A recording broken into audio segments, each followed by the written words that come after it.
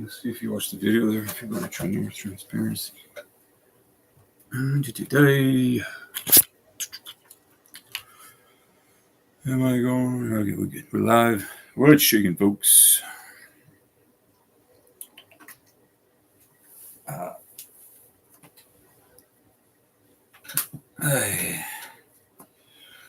Hoi.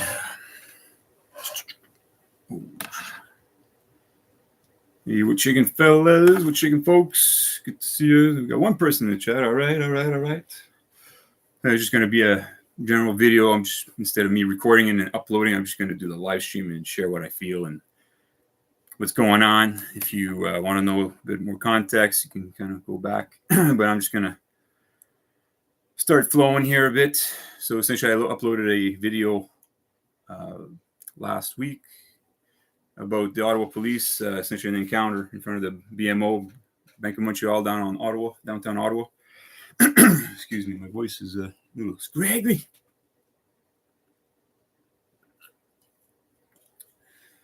So essentially what happened is that the reason why I went downtown to see what was going on, essentially there was True North Transparency and Ontario Audits were in Ottawa doing an audit. So I've been at this for a while. I've been watching auditing channels. Before it's been cool, I've been following the original auditor, Sean Ross, which essentially has been exposing police and the whole thing for a long time, and there's Santos Bonacci. So I've been at this for a long time, folks. I know the law very well, and I essentially feel like I have an obligation to go out there and share my knowledge with people that are out there that have the courage to do these audits. And I strongly feel and know that deep down that the only way that we're going to be able to reach out to the police is if we are kind about it, that if we reach out with love, respect, and honor. That's our sword, shield, and armor. As much as they upset me with their nonsense, you still got to maintain respect, guys. You cannot let them change who you are. So it doesn't matter if someone's nasty to you, or it doesn't matter if it's a manager. Anyways, anytime someone gets stupid with you, folks, it always shows great character that they're not able to bring you down to their level, that you maintain respect, you have a smile, and you try to keep the good energy. That's powerful, folks. That's what you're supposed to be doing. Oh, Sean. Hey, Gigi, how are you?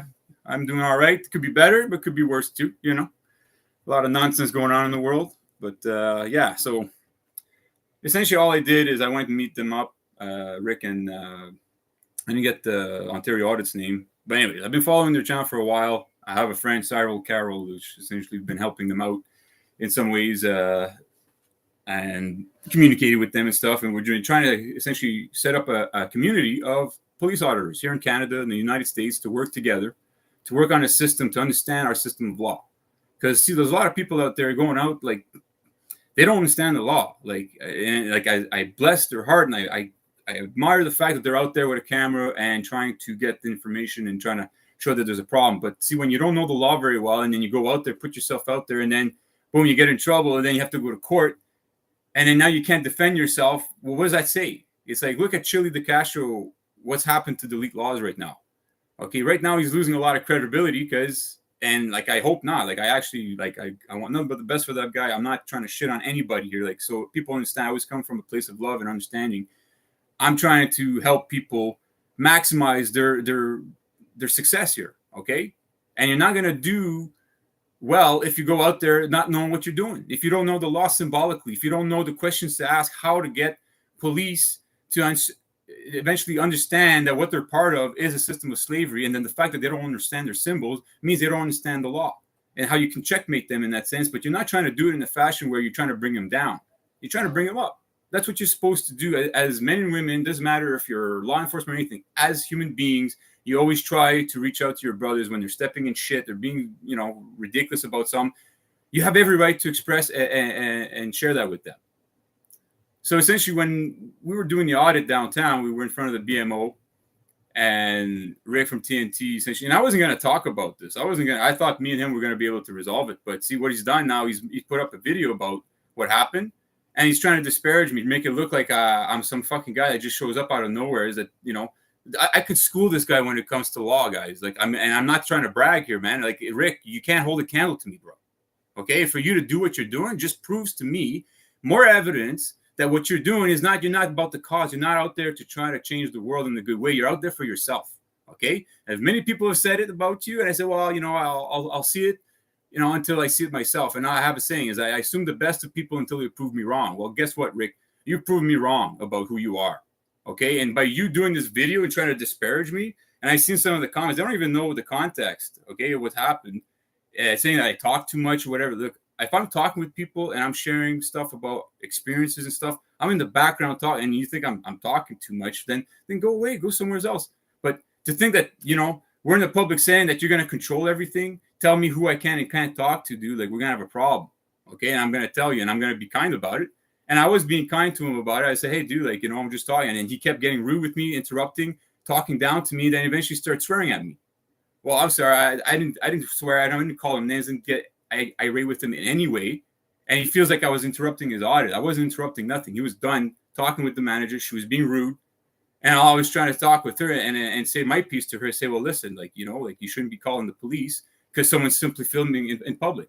That's how you have the conversation, folks. If you keep having this attitude, oh, well, because she's being a bitch to me, now fuck her. Now we're going to call the police, let her call the police, and now we're going to have this controversy. We're not going to get anywhere, folks. It's not going to, these people, like when you play that game, they just double down. They're not going to listen to you.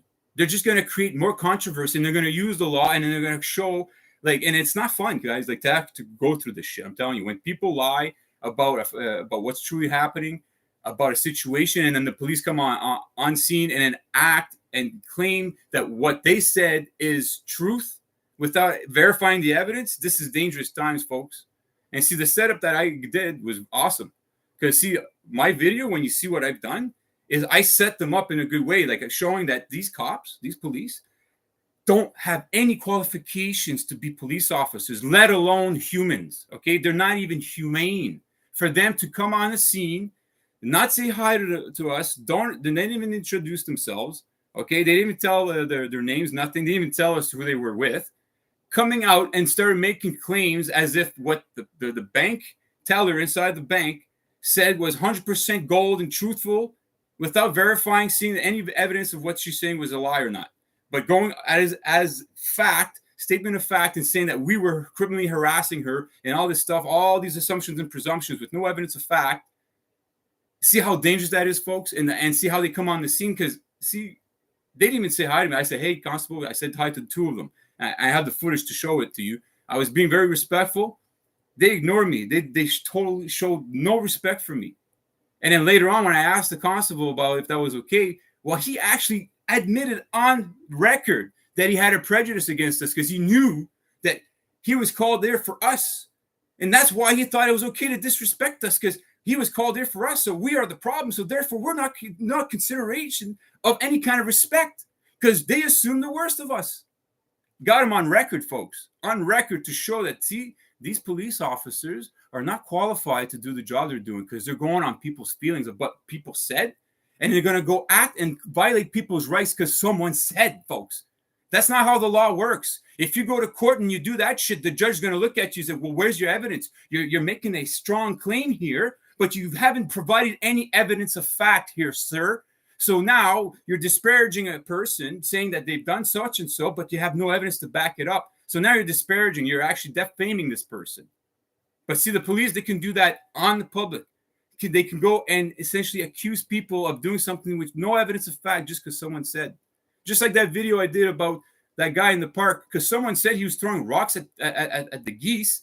Now all of a sudden he was embarrassed. He was escorted off the property, trespassed, searched his stuff, and then because I was recording, I was accused of violating his privacy. But yet they're the ones violating his privacy by going through his effects out in public in front of everybody. But I'm catching that, but I'm the bad guy. I'm the bad guy for catching them doing the exact very thing that they're actually accusing me of, because someone said, folks. This is dangerous, man. Like, if you're not concerned and extremely alarmed about this, that police are out there on the streets doing this kind of behavior towards you and I, which they're supposed to not do that. They're supposed to recognize and protect. They're supposed to actually have evidence of fact and go on evidence, not act on someone's word. That's dangerous, folks. This is the fucking world we live in. And now, not only that, I'm trying to bridge the gap between the police, because as much as they piss me off and I'm upset with them, and I look at them like very, very, like, I don't have much respect in the sense that the fact that they've taken on a career and they don't know the symbols they sport, they don't understand who they are, what they stand for. So it's very, very hard for me to respect, especially when they're causing a lot of harm in the world. Not only did they hurt other people, they've caused me harm. They've caused my family, my mom, a lot of people that I care about. And when I see them doing it over and over again on videos that is getting worse and worse out there, guys, it's just I keep reliving it. Okay? And it's hard to maintain love and peace in your heart when you keep reliving your traumas. You're trying to get rid of them. You're trying to move past it. But then you got these assholes reminding you that that's not going to go away until we fix this. And that's why I'm out here, folks. That's why I do. I don't want views. I don't want popularity. I don't want to be on YouTube. Okay? I really don't want to fucking do this shit, but I have to. I have a moral obligation. So anyone that's out there thinking this, oh, it's all be me and hey man, I really don't want to be doing this, guys. Like for me to go out and support True North Transparency took a lot for me because like I was like, fuck man, like it's a lot. And it's funny. I knew I had some kind of feeling there's going to be some kind of controversy. And with Rick, just his attitude, the way he is, man, I hope that we can bridge that gap, Rick. I really don't want to have a controversy between us, but what you did putting up that video and try to disparage me, try to make it look like you're essentially what you're doing is not cool, dude. You want to play that game, go right ahead, but what's going to happen is people are going to see your true colors. I'm going to maintain my love, honor, and respect at all times, man. I'm not going to call you names. I'm not going to go that fucking route. You want to play that shit, you go ahead. You're showing that you're a child, that you don't know anything. You don't humble yourself. You need to learn the law, bud. Okay? You don't know the law. You don't know what you're talking about. I shared some things, and then you talk over me, acting like you know what you're talking about. You're not even using the right words, and I tell you the right, correct words, and you still use the wrong word. How hard-headed can you be? How narcissistic can you be when someone that you've given praise to, that you've given them props in the past about learning the law, all the stuff that you learned was passed down from Cyril to you. Cyril, all the stuff that he's learned in law pretty much comes from me, my conversations with the guy, okay?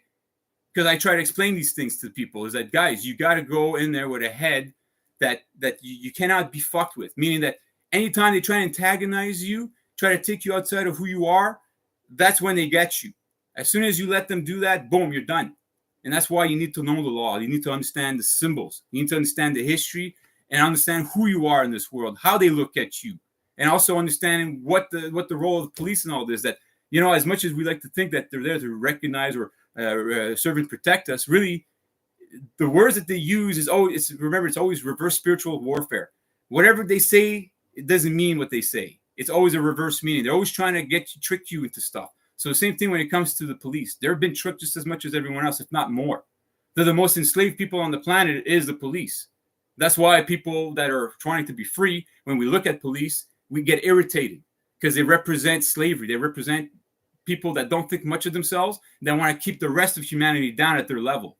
That's why we get upset with these people. And that's why we have to reach out with more love, more care, more kindness, because all they're getting is fucking hate and nonsense. And that's why when I talk to them, I say, like, you guys, a lot of people hate you right now. They need to hear it.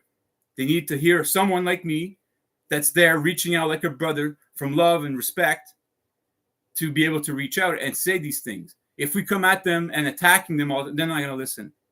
They're going to shut up. They're going to, and then essentially it's going to create more controversy. And we're not getting anywhere. So I don't want violence. I don't want war. I don't want to be, but right now, if you look at the world today, we're on the brink, folks. We're on the brink of like a big cataclysmic event that's going to happen because right now, the lunacy that's going wild in our governments, the fanaticism, okay, I'm talking about all countries, okay, the fanaticism that is going on, and also the ignorance and nescience that's just polluting the shit out of this world is crazy. Consider we have the internet, that we have people out there trying to share as much information out there to be able to know all this stuff, but yet people still remain to be ignorant. Like, it's crazy. It's wild for me to see that. I've been at this since 2006. As soon as internet was really that much more available, I had high-speed internet. Boom. Like, I was like, okay, man, I got to get instructed. I got to get knowledgeable here. I got to learn. There's all these people putting themselves out there with all this knowledge. It'd be an insult to them to not take them up on the offer, right? It's wild, folks. I'm going to the beach, man. I'll send you the high vibes. Thank you. It's really useless even asking any of them about it as well. I found there's definitely blue line. People, especially young people, have either lost or never had conflict resolution skills whatsoever. And yeah, you're right. Like, I've taken courses in mediation, cognitive skills, emotional management. When it comes to like problem solving, things like that.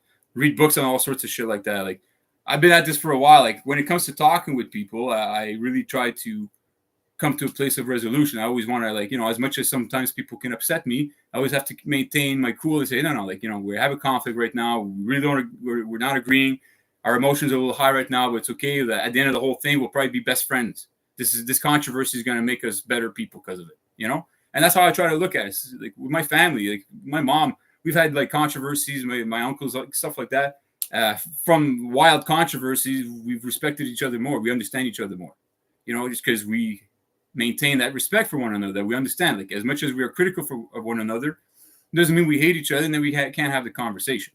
Okay. And so essentially I'm doing this live stream to kind of like clear up the air, give some context as to what happened, also explain my intentions here. True No Transparency is going to try to make it look like I'm trying to interrupt his audit or whatever. Look, just so you understand, he was down at BMO and then he moved from the BMO and went down to Starbucks. So now there was two controversies. They threatened to call the police, which they did. And then within like not even a minute of being at the Starbucks, this manager was being rude and automatically making demands. And then he just pretty much told her, like, no, like, I'm not going to respect what you're asking me. And that's it. And then I just when he was done with her, I tried to talk with her. And then he's yapping at me about like not interrupting his audit. It's like, dude, you were done talking with her. If I want to talk to her, I can talk with her. Like, this is a public setting, this whatever.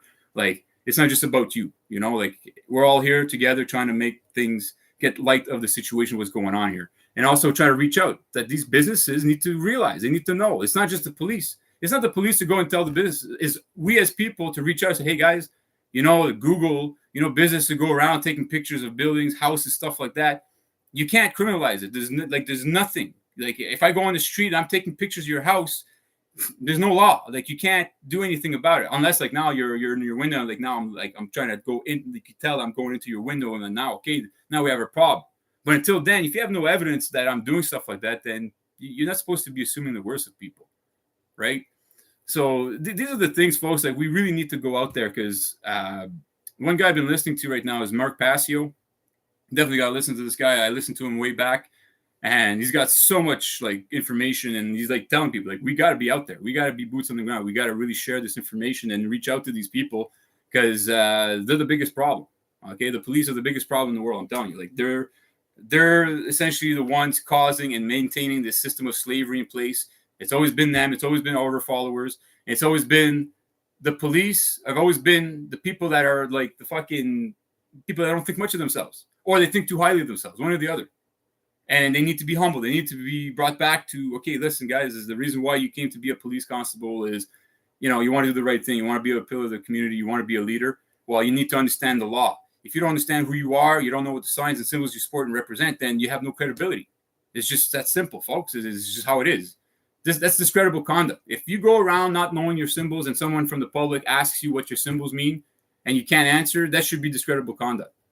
It's like I was asking them on the video, what did their symbols mean? And all of a sudden now it doesn't matter. But let's change the roles now. I'm a 5-year-old child, and I'm like super fascinated with law enforcement. And I come and ask you, hey, constable, what does that sign mean? And then you can't answer the child. Are you going to give it the same response that you gave to me? What if it's an old lady that just wants to know? Wow, I've always been curious. What does that wreath represent? Why is it that we have that wreath at all the law enforcement? And then the constable is going to say, oh, that's not important. It is important. Why do you sport it every day? Why is it that you get, if you don't sport your symbols, are you going to get paid? If you're not wearing your uniform? Of course not. So what are you going to tell me? It's not important. Why are you trying to dismiss it? And they know it's true what I'm saying, but they don't want to admit it because see, the ego kicks in. They don't want to humble themselves and actually say, you know what? You're right, man. Like, why don't we learn your symbols? And then look at his partner and say, yeah, like, fuck, I know they didn't teach you so much about it. Like, just like that. No, but see, they already had their ideas set about who I was. They didn't give me any consideration or respect. They didn't tell me who they were. They didn't express that they were the Ottawa Police Services, why they were called, and, to show any kind of respect. No, I had to show that. I had to reach out, shake their hands. And now people are trying to say that I'm a bootlicker and that I'm doing. It's like, it's not about being a bootlicker. It's about having respect. It's not just because police. It's because they're human beings before anything else. And that's what you're supposed to do. I'm not bootlicking anybody.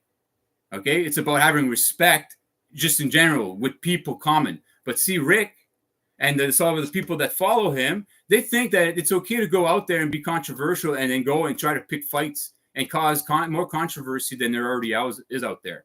That's what they think, which is you're hurting the cause. I'm sorry, you're not helping anything. You're just creating more division, you're bridging more of a gap between the police and the public right now by doing so. Because now, see a lot of people when they see you, these guys are out of control. They're looking at you in a bad light. And then you have other people, they're doing the right thing. But when you're swearing or being controversial with police or anybody in life, you're not going to get anywhere, folks. I'm just telling you. It's just not going to work. And it's always cool to maintain good character, folks. Love, respect, and honor is your sword, shield, and armor. Always remember that. If you're going on the battlefield without any of those, chances are you're going to lose a limb or your life.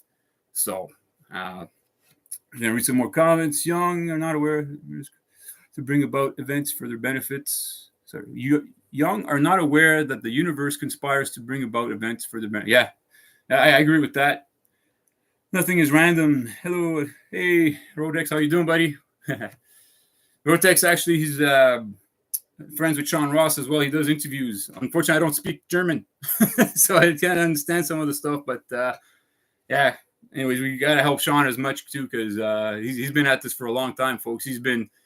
When you look at his story, what happened with the police, the Swiss police, what they did to him and his family, terrorizing him, like, he started talking about Switzerland and all that kind of stuff. And it's, he's one of the originals. When I remember when I started getting into this, before police auditing videos came out, I used to listen to Sean Ross, his Octagon videos, Pharaoh's, Pharaoh show, all that stuff, and just explain all the signs and the symbols and all that. I said, wow, like, that's amazing. And then, boom, later on, you start seeing auditing channels come out. And I always said, fuck, man, like, if these guys knew signs and symbols and listened to Sean Ross, they would be so amazing.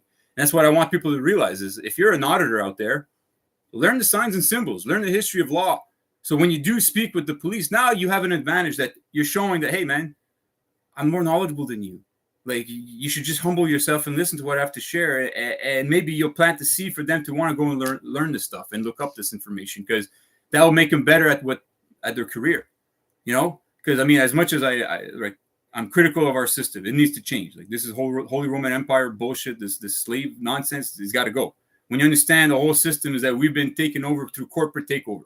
Okay, everyone's been incorporated, enslaved through the corporation, and that's the system we're in right now, folks. Is that it needs to change, and the police need to realize they need to hear it. They need to hear it all the time, every day. They need a guy like me going out there with a smile, with kindness and love in his heart and peace to say, hey, buddy, like, remember, I told you, right? Your signs and symbols, what they represent, and what you're a part of. Now you don't get to go around saying that you didn't know any better. I've taken that card away from you. So now you have an obligation and a duty to change things for the best for you and your family and the rest of the world, because you're part of a bad system. You need to wake up, folks. Okay, that's the fucking reality. Okay, the mafia, the biggest mafia in the world is the police and military. Okay, they don't serve us. They serve the aristocrats, the royalists, the Templar Republican system, all the system of the popes, the black nobility, all these people that claim ownership over all of us. Okay, that's who they serve and protect, and that's what we got to get through our heads, and that's what we have to put out there when we do talk with the police and explain this to them.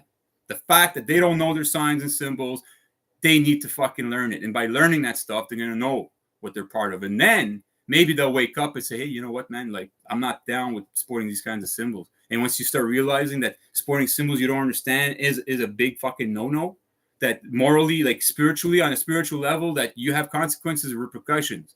People in the military and police, you think that they're not going to have a hard time when they cross over the threshold, when they die? Why do you think I do this as I look out for them in a way? Because I'm like, I would want someone to come and tell me if they knew that I was part of some fucking shit that was horrible, and to get me out of it, I would want someone to reach out and tell me. That's what I would want. So that's why I do. That's why I'm doing it. Is that I have that kind of empathy. I put myself in other people's shoes and positions. That's what empathy is all about, folks. It's not just being about yourself. It's about realizing that, hey, we all have our road to walk. We have a path to make. And sometimes it leads us down places. But then if we have good friends and good family around us to correct us and look out for us, then we'll be all right. And that's what we need. We need people to look out for each other. So I'm just going to read some more comments here. New video from Sean in German. Oh, okay. Yeah, well, I went and commented. I don't know if it's a new video, but anyways, I commented on it, just say what's up. I couldn't understand. I was trying to put like translation from German to put English, but couldn't do it. So, but yeah, so they only care about Karen and Darren's. Yeah, if you're talking about TNT and yeah, like it seems like that's all they want to do, man. Is they're trying to antagonize, create a controversy, and then like get views because of it. Because it seems people are attracted to when people act as fool. It's fucked up, you know. When people do stupid things, whatever, people tend to want to watch it. But when people do good things or like try to, it seems people are not interested in that. It's just to show you the mindset of people. Is that when I see someone do something kind for someone or like are doing like something extraordinary that's bringing like people together, I respect that. I fucking love seeing stuff like that. I try to watch more stuff like that these days because there's enough controversies. There's enough of the police going around abusing people. Not just police, just people in general are nasty. People in general are nasty to one another. I mean, it's not about the police being nasty. It's about just people in general right now because everyone's lost. No one knows who they are anymore. They've been enslaved. They know something's wrong. They can't articulate it. They don't know how to express, but they know deep down, subconsciously, intuitively that this fucking shit sucks. And that's why police, when you see them the way they are, they know they're part of the bullshit. Deep down, they know. And that's why when you say things to them and if you're being rude to them about it, it pisses them off even more because like, I know I have to have this talk every morning in the mirror. I have to look at myself and say, fuck, I got to go to work today. I got to be a piece of shit for the government. I'm sure a lot of them, that's how they feel every day. And those who don't, well, then it's because they're brain dead. They need to be waking up. They need to be reactivated and they fucking fast, okay? Because what happened there with the police there in front of the BMO in downtown Ottawa, when you look at the video, I went through all of it. They're essentially, those 4 constables, okay, should be fired, okay? They should be fired immediately because they're essentially a danger to public safety because they don't know their symbols. They don't know the law. And they think that it's okay to go and make accusations against people, disparage them, defame them based on because someone said, without having verified the evidence. You know, that's fucking lunacy. That gets me concerned and extremely alarmed. Just like they were saying that she was concerned and alarmed because she felt that we were stalking her. That's what she was saying, that we were stalking her, that we were following her around. And then they kept saying that, well, yeah, because since they showed up, yeah, we've seen you. You guys have been, yeah, because you're here. You're the police. Now it's a public interest. Now it's a matter of freedom of the press. So now, of course, we're filming the situation. There's a controversy. You guys showed up. Someone called the cops, men with guns, armed with the power of the state. For what? Because people have cameras. Because someone is afraid of cameras, folks. Okay, it's like this is this is the world we live in. Folks. That's how dangerous it is. There's a guy, Donald. He got railed by the legal system because he was filming on public property. And they charge him with criminal harassment, all that kind of stuff. Like, it's horrible, man, to do that to people, folks. It's really horrible to actually criminalize people for engaging in a public activity that's like protected. That's not just protected, it's actually recognized and protected. That it's a natural right, that we all have the right. You can't trespass my eyes. So if I'm recording it, it's what I do with the video after. If let's say I take footage of someone and I use it to disparage someone, then you can say, okay. But until then, you don't even know if I'm going to use the freaking footage. I'm just filming, capturing footage. And a lot of the stuff people don't even use. They just delete, boom, okay, this is loose, this is whatever. But people are going to make it about themselves because, all of a sudden they got caught in the camera. And all of a sudden they feel that their privacy has been violated and they have some kind of like, rights to privacy in public, which like, look, you're working for the BMO right now. You're not even recognized as a person, as a human being. You're actually a corporate entity at this point, which you have benefits and privileges. You don't even have any rights and freedoms at this point, sweetheart. You're actually representing the corporation, the Bank of Montreal. So a legal person, well, does not have any rights over a natural human being. Okay, and see, the police don't understand that. They don't understand any of that, and we need to freaking reach out. And right now with this stream, I want to reach out to Rick from True North Transparency. I'm just putting out the olive branch, man.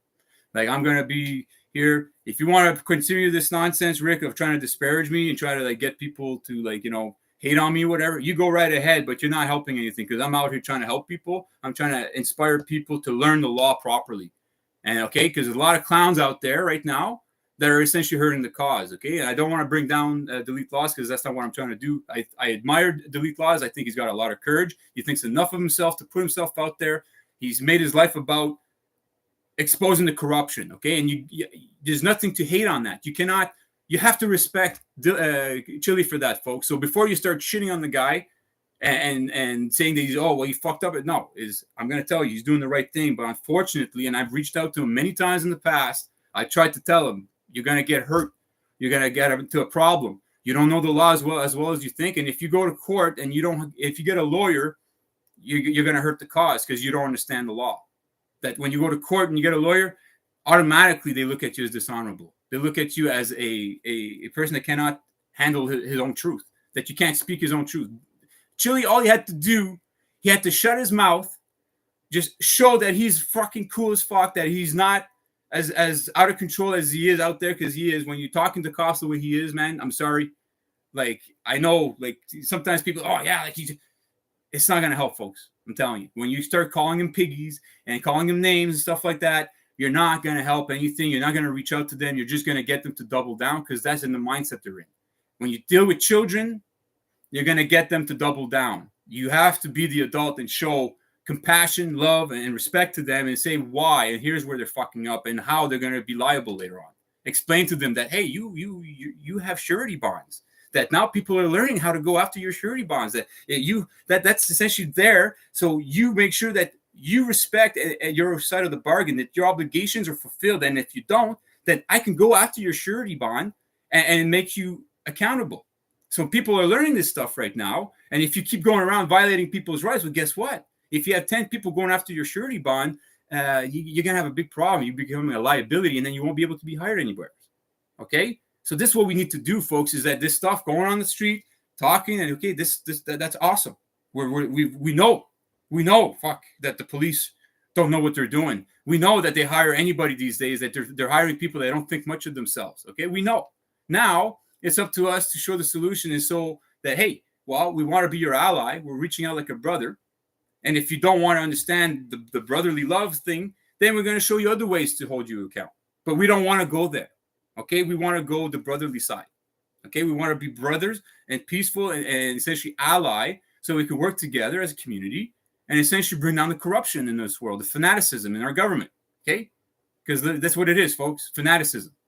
Trudeau, Freeland, these people are fanatics. Okay, whatever beliefs they have in their head is causing a lot of harm to a lot of people in the world right now. Okay, people like Klaus and all these people that have been pushing, what's been happening in the last 4 years. Those people are fanatics, folks. Okay, you got to understand, these are fanatical people, and they need our help. They need it immediately. They need us to be out there, boots on the ground, talking with them, reaching out, putting out the olive branch and say, hey, as much as you're pissing me off right now, and as much as I see you as being nasty, I'm maintaining the love and peace in my heart, and I'm reaching out like a brother. I'm telling you, dude, change your ways. That's what we got to do, folks. I'm telling you, you're going to have better results this way.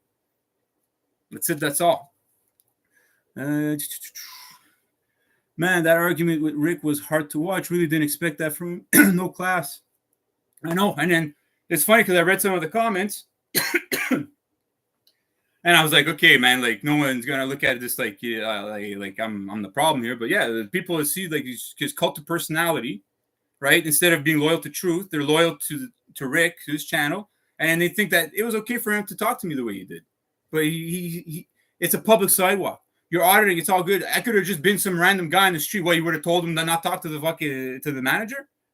I want to talk to her. I'll talk to her. Okay, bud. And you're not going to try to control me. And then essentially what he did to me exactly what that manager did to him, trying to control him. Okay, she tried to control him, telling him he could, and he tried to control me. Dude, like you just fucking expose yourself in a bad way by doing that. You shouldn't have done that video, bro, because people are gonna see the truth, man. Like, dude, if you watch my videos, you see what kind of guy I am, man. Yeah, you want to try to disparage me, trying to make me look like I'm some fucking guy that doesn't know what he's talking about, saying that I'm a failed YouTuber. Dude, I've been on YouTube for a long time, but I'm not. I don't care. My measure of success is not based on the fact that I have so many views on fucking YouTube. That's not my measure of success. Okay, if that's yours, see, that's the problem I have with you. Okay, that's the problem I have with you, because see, you're not there for the actual cause. You don't understand, bud. You don't understand the gravity of the situation, my friend. You don't. I do. I've been through it. I've seen it. I've went through the ringer. Okay, I went to court. I didn't get a lawyer. I spoke my fucking truth. Okay, and not much people could fucking say that. Okay, that are out there auditing and speaking, that they were able to go to court, no lawyer, and essentially defend themselves against the crown and 3 judges. Okay, not many people could say that. And hey, I didn't even use paperwork, emails and my words, and that's all that counts, folks. Is if you can't hear my words, you can't hear what I'm saying on record right here. You need me to really write it down in an affidavit of truth? No, folks. Is I spoke it, you heard it, and now you can't. Then you can't go around and say, "Oh well, we never heard it," because you never sent it through an affidavit of truth. No, I wrote it in an email. Okay, which is as a postmaster general, is just as legal tender as any freaking post. If you want to use a regular post or email, it's the same thing. You can prove there's a carbon copy, everything. It's all there. It's all recorded. That if you put someone on notice, hey, dude, you're violating my rights. You're doing this, blah, blah, blah. Why do I need to go and get it notarized and get an affidavit of truth and all sign whatever? No, if I tell you in an email that you're causing me a problem, and then later on I go to court and then you say, oh, well, you didn't put it in an affidavit of truth. Like, what kind of notice do I need to tell someone that get your fucking foot off my foot? What I need to, if you're kicking me or you got your foot on my foot right now, so you're telling me for you to get the fucking message, I have to go. I can't even leave, but I got to find a piece of paper, write it down, try to find a notary, and then fucking write it down as an affidavit. Say, hey, bud, get off my fucking foot. That's what I'm saying, folks, is like, you got to look at logic here, okay? You got to look at it reasonably. Is that, see, they try to pull these things on you, tell you, oh, you got to do. But if you look at through what they're trying to tell you is that they're trying to slow you down, try to make you go through all these other processes to slow you down and then to discourage you from being able to speak your truth. That's what's happened. It's always been about that, folks. That's why, you know, the complaining system for the police, why you think they make you go through all this training? Because people get discouraged. Eventually, along the line, they're like, fuck this, and they don't want to do it anymore. That's part of their process. It's about trying to discourage you from expressing your truth, your voice, and it takes a lot of energy. And they know that. So you got to learn this, folks. I'm telling you, man. I've been at this. All I do is I'm like a monk. Okay. I just listen about law. I listen to very, very intelligent people talk about these things and use the proper words and terminologies to be able to freaking fight off these spells. Okay. And like right now, like I said, I got nothing but love and respect for all the auditors out there that are out there bringing light to this situation. Because if it wasn't for them, we wouldn't know about the problem. Okay. So anybody that wants to tell me that I shit on any auditor, man, fucking, that's not the case. I'm telling you, I got nothing but love and respect for all of this. Even you, Rick. Okay, even as much as you were nasty to me and belligerent and fucking dude, like I'm telling you, the way you acted was not cool. I still got nothing but love and respect for it. And I wish you all the best, and I want you to have success. And I hope that you come around and you make it about the cause instead of about yourself and views and trying to create controversy. I hope that you humble yourself and listen, and don't listen to your chat that's trying to encourage you to do the wrong things and be belligerent and be an asshole to other people that are trying to help you. They're not going to help you. Okay, those people, you need to understand, some people in your chat are toxic. Okay, I'm just happy that I have nothing but good people in my chat. Okay, the people that subscribe to me, freaking all of them, I've noticed have nothing but good people. Always positive, always good stuff. I'm super blessed. I'm so grateful. I don't have any like fucking people coming at me with nonsense. I really don't. You know what I mean? Accomplish multiple goals in their trajectory for one world government where Israel is the center of the nations, as stated by Ben Gurion. Some of the things Israel would accomplish by pulling out 9/11. Yeah, well, Israel right now, they fuck. It's all governments, like I said. I feel bad for the people of Israel because they're really enslaved under their government. It's bad. And right now, I know there's a big uprising. I think it's the end of like their government. Okay. So when I talk about Israel stuff like that, I'm allowed to be critical of a government without hating people, right? It's just like Canada, like people. If I'm critical of my Canadian government, does that make me anti-Canadian or anti-Christian or no? Like it doesn't make me anti-white or whatever, right? Like if I'm critical of my Canadian government, I have every right to. So if I'm critical of the Israeli government or the Palestinian government or any government in the world, why is it that people think that it's okay to accuse you of being an anti-Semite? I don't get that. And it's funny, if you're pro-Palestinian, I've noticed Rebel News, like I'm trying to understand why they report this way. I thought they were better than that. But when it comes to Israel, they seem to be very biased. And they like to disparage the opposition. They call them pro-Hamas and anti-Israel and pro-terrorists. And it's like, no, man, they're pro-Palestinian. They never said any of the words you're saying. And now you're actually misrepresenting their message. And they wonder why, when they go in crowds, people don't want to talk to them. Well, because that's what you do. Like, I'm sorry, you're not engaging in unbiased journalism. Is that you can have your opinions, you can have your stance on something, but when you're reporting and you go and ask people on the other side of the spectrum why they're here, then that's it. Just ask him, why are you here? What's your message? Give him the platform and then shut up. Don't start fucking countering with other questions. Well, don't you think that Israel has the right to self-determination? Don't you? No, that's not unbiased reporting. What you're doing is essentially is that now you're pushing a narrative. You're pushing a narrative that you're trying, and then essentially when people act like Israel does no wrong, whoa, what is this attitude? Like Israel, hey, they've never done anything wrong, and whatever they've done, well, it was justified because this, and that. Hey, I'm tired of that, man. That's fucking psychopathy that needs to stop.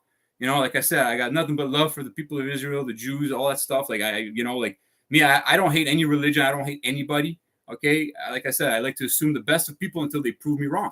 Okay, and even when they prove me wrong, I'm not gonna start hating on them. I'm not gonna. I may be critical and start, okay, but I'm not gonna start generating hate with them because that's giving them too much power. I don't give people that power, man. When you hate someone, you're giving them power. Like when people hate on Trump and hate on Trudeau and all this, you're giving them so much power. Fucking stop. I'm telling you, like you're giving them power like you wouldn't believe. That's what they thrive on is your hatred. That's what evil fucking flourishes on, folks. They love it. They enjoy it. They want the hatred. They're like, yes, I'm antagonizing people. People hate me. They're out there. That's what they want, obviously. So don't give it to them. Don't give them to them. Fuck, man. Just be smarter. Be, resilient, man. Like, be in control of who you are, and that's it. And go out there, boots on the ground, and speak your truth and speak what's going on and express it and share and be a brother and be a sister always. No matter how nasty people get with you. I know I've been, the nastiness I went through in the last 4 years, man. If I was lesser of a man, I'm telling you, there'd be a lot of damage done. Okay, like I'm telling you, it would have been world news. I'm telling you guys, like if you would have met me a long time ago and that kind of stuff happened to me, I'm telling you, it'd be game over for a lot of people. Okay, I've come a long way, and that's what I'm here to share with people. Maintain that strength. That's the ultimate power. When you can actually have a conversation and make an ally at the end instead of an enemy, that's powerful. When you're able to diffuse a situation because you're able to maintain calmness and talk it over, it feels amazing. I've done this all my life. I've been able to, and I've had people come up and tell me like how amazing a job that I've done, like just diffusing situations. They're like, I don't know how the heck you were able to bring this guy to reason and whatever, dude. That was amazing. Like, hey, it's not to toot my own horn. I got these people telling me all the time. So, and I didn't really believe that about myself. My confidence issues that haven't been that great. So it's only lately that I'm breaking out of my shell and realizing these things about myself. And now I'm like, okay, well, now I know it, and I'm gonna share it with the world. I guess I got something to share, and here I am. It took me this long. Here I am. I'm 44 years old. Finally, I know what I'm supposed to do in this world. There you go. Rick is for clicks and views. Fact, yes, man. Like it's not fucking cool, man, what he's doing, and I wish he could change concepts of 3 and 4. Yes, you can see it everywhere. Hey, Prairie, how are you? Good to see you. Bit of a controversy with Rick in Ontario Audit seems like a good guy, but I don't know, man. He doesn't. He seems to follow Rick around there, so whatever.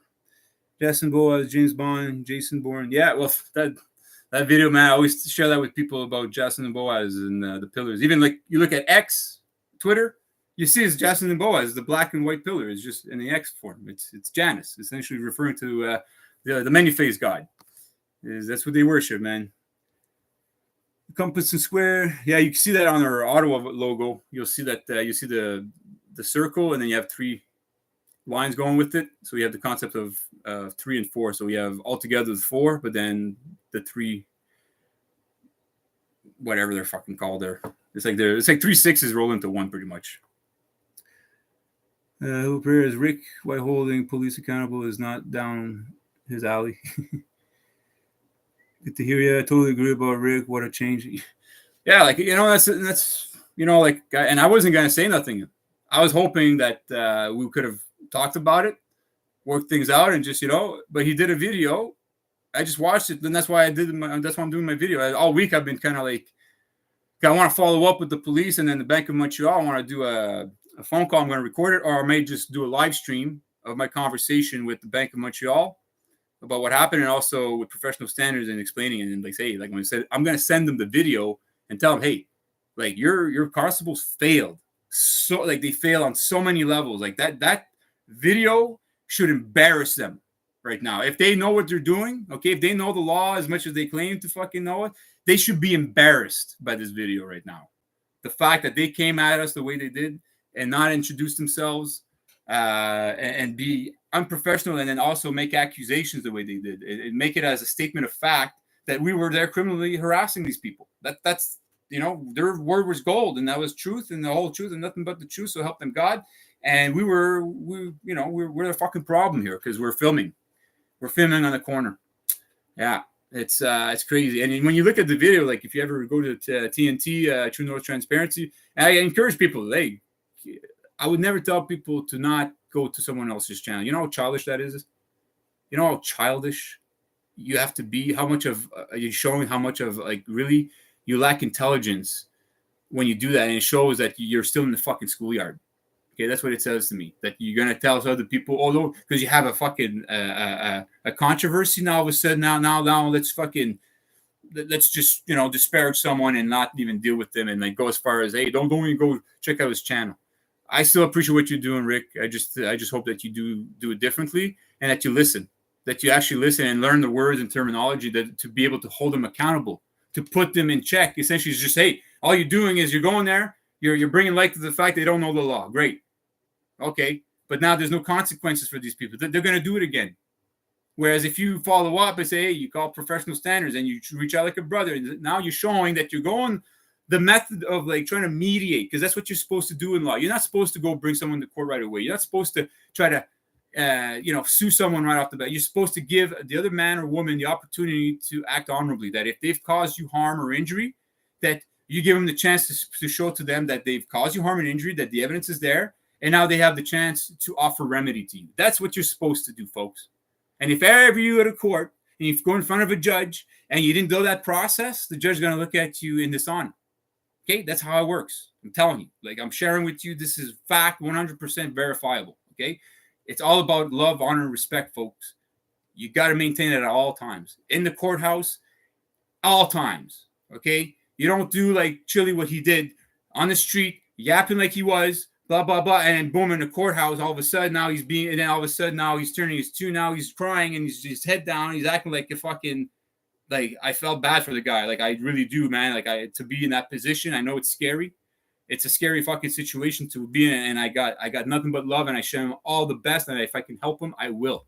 But I'm just saying is that you don't get to fucking do that out in the streets, and then in the court, now you change your energy. It's just not how it works. Me, when I had my fucking say outside, I had my problem with Constable Benjamin. When I went in the courthouse, I had the same energy. I still maintained the respect, love, and honor.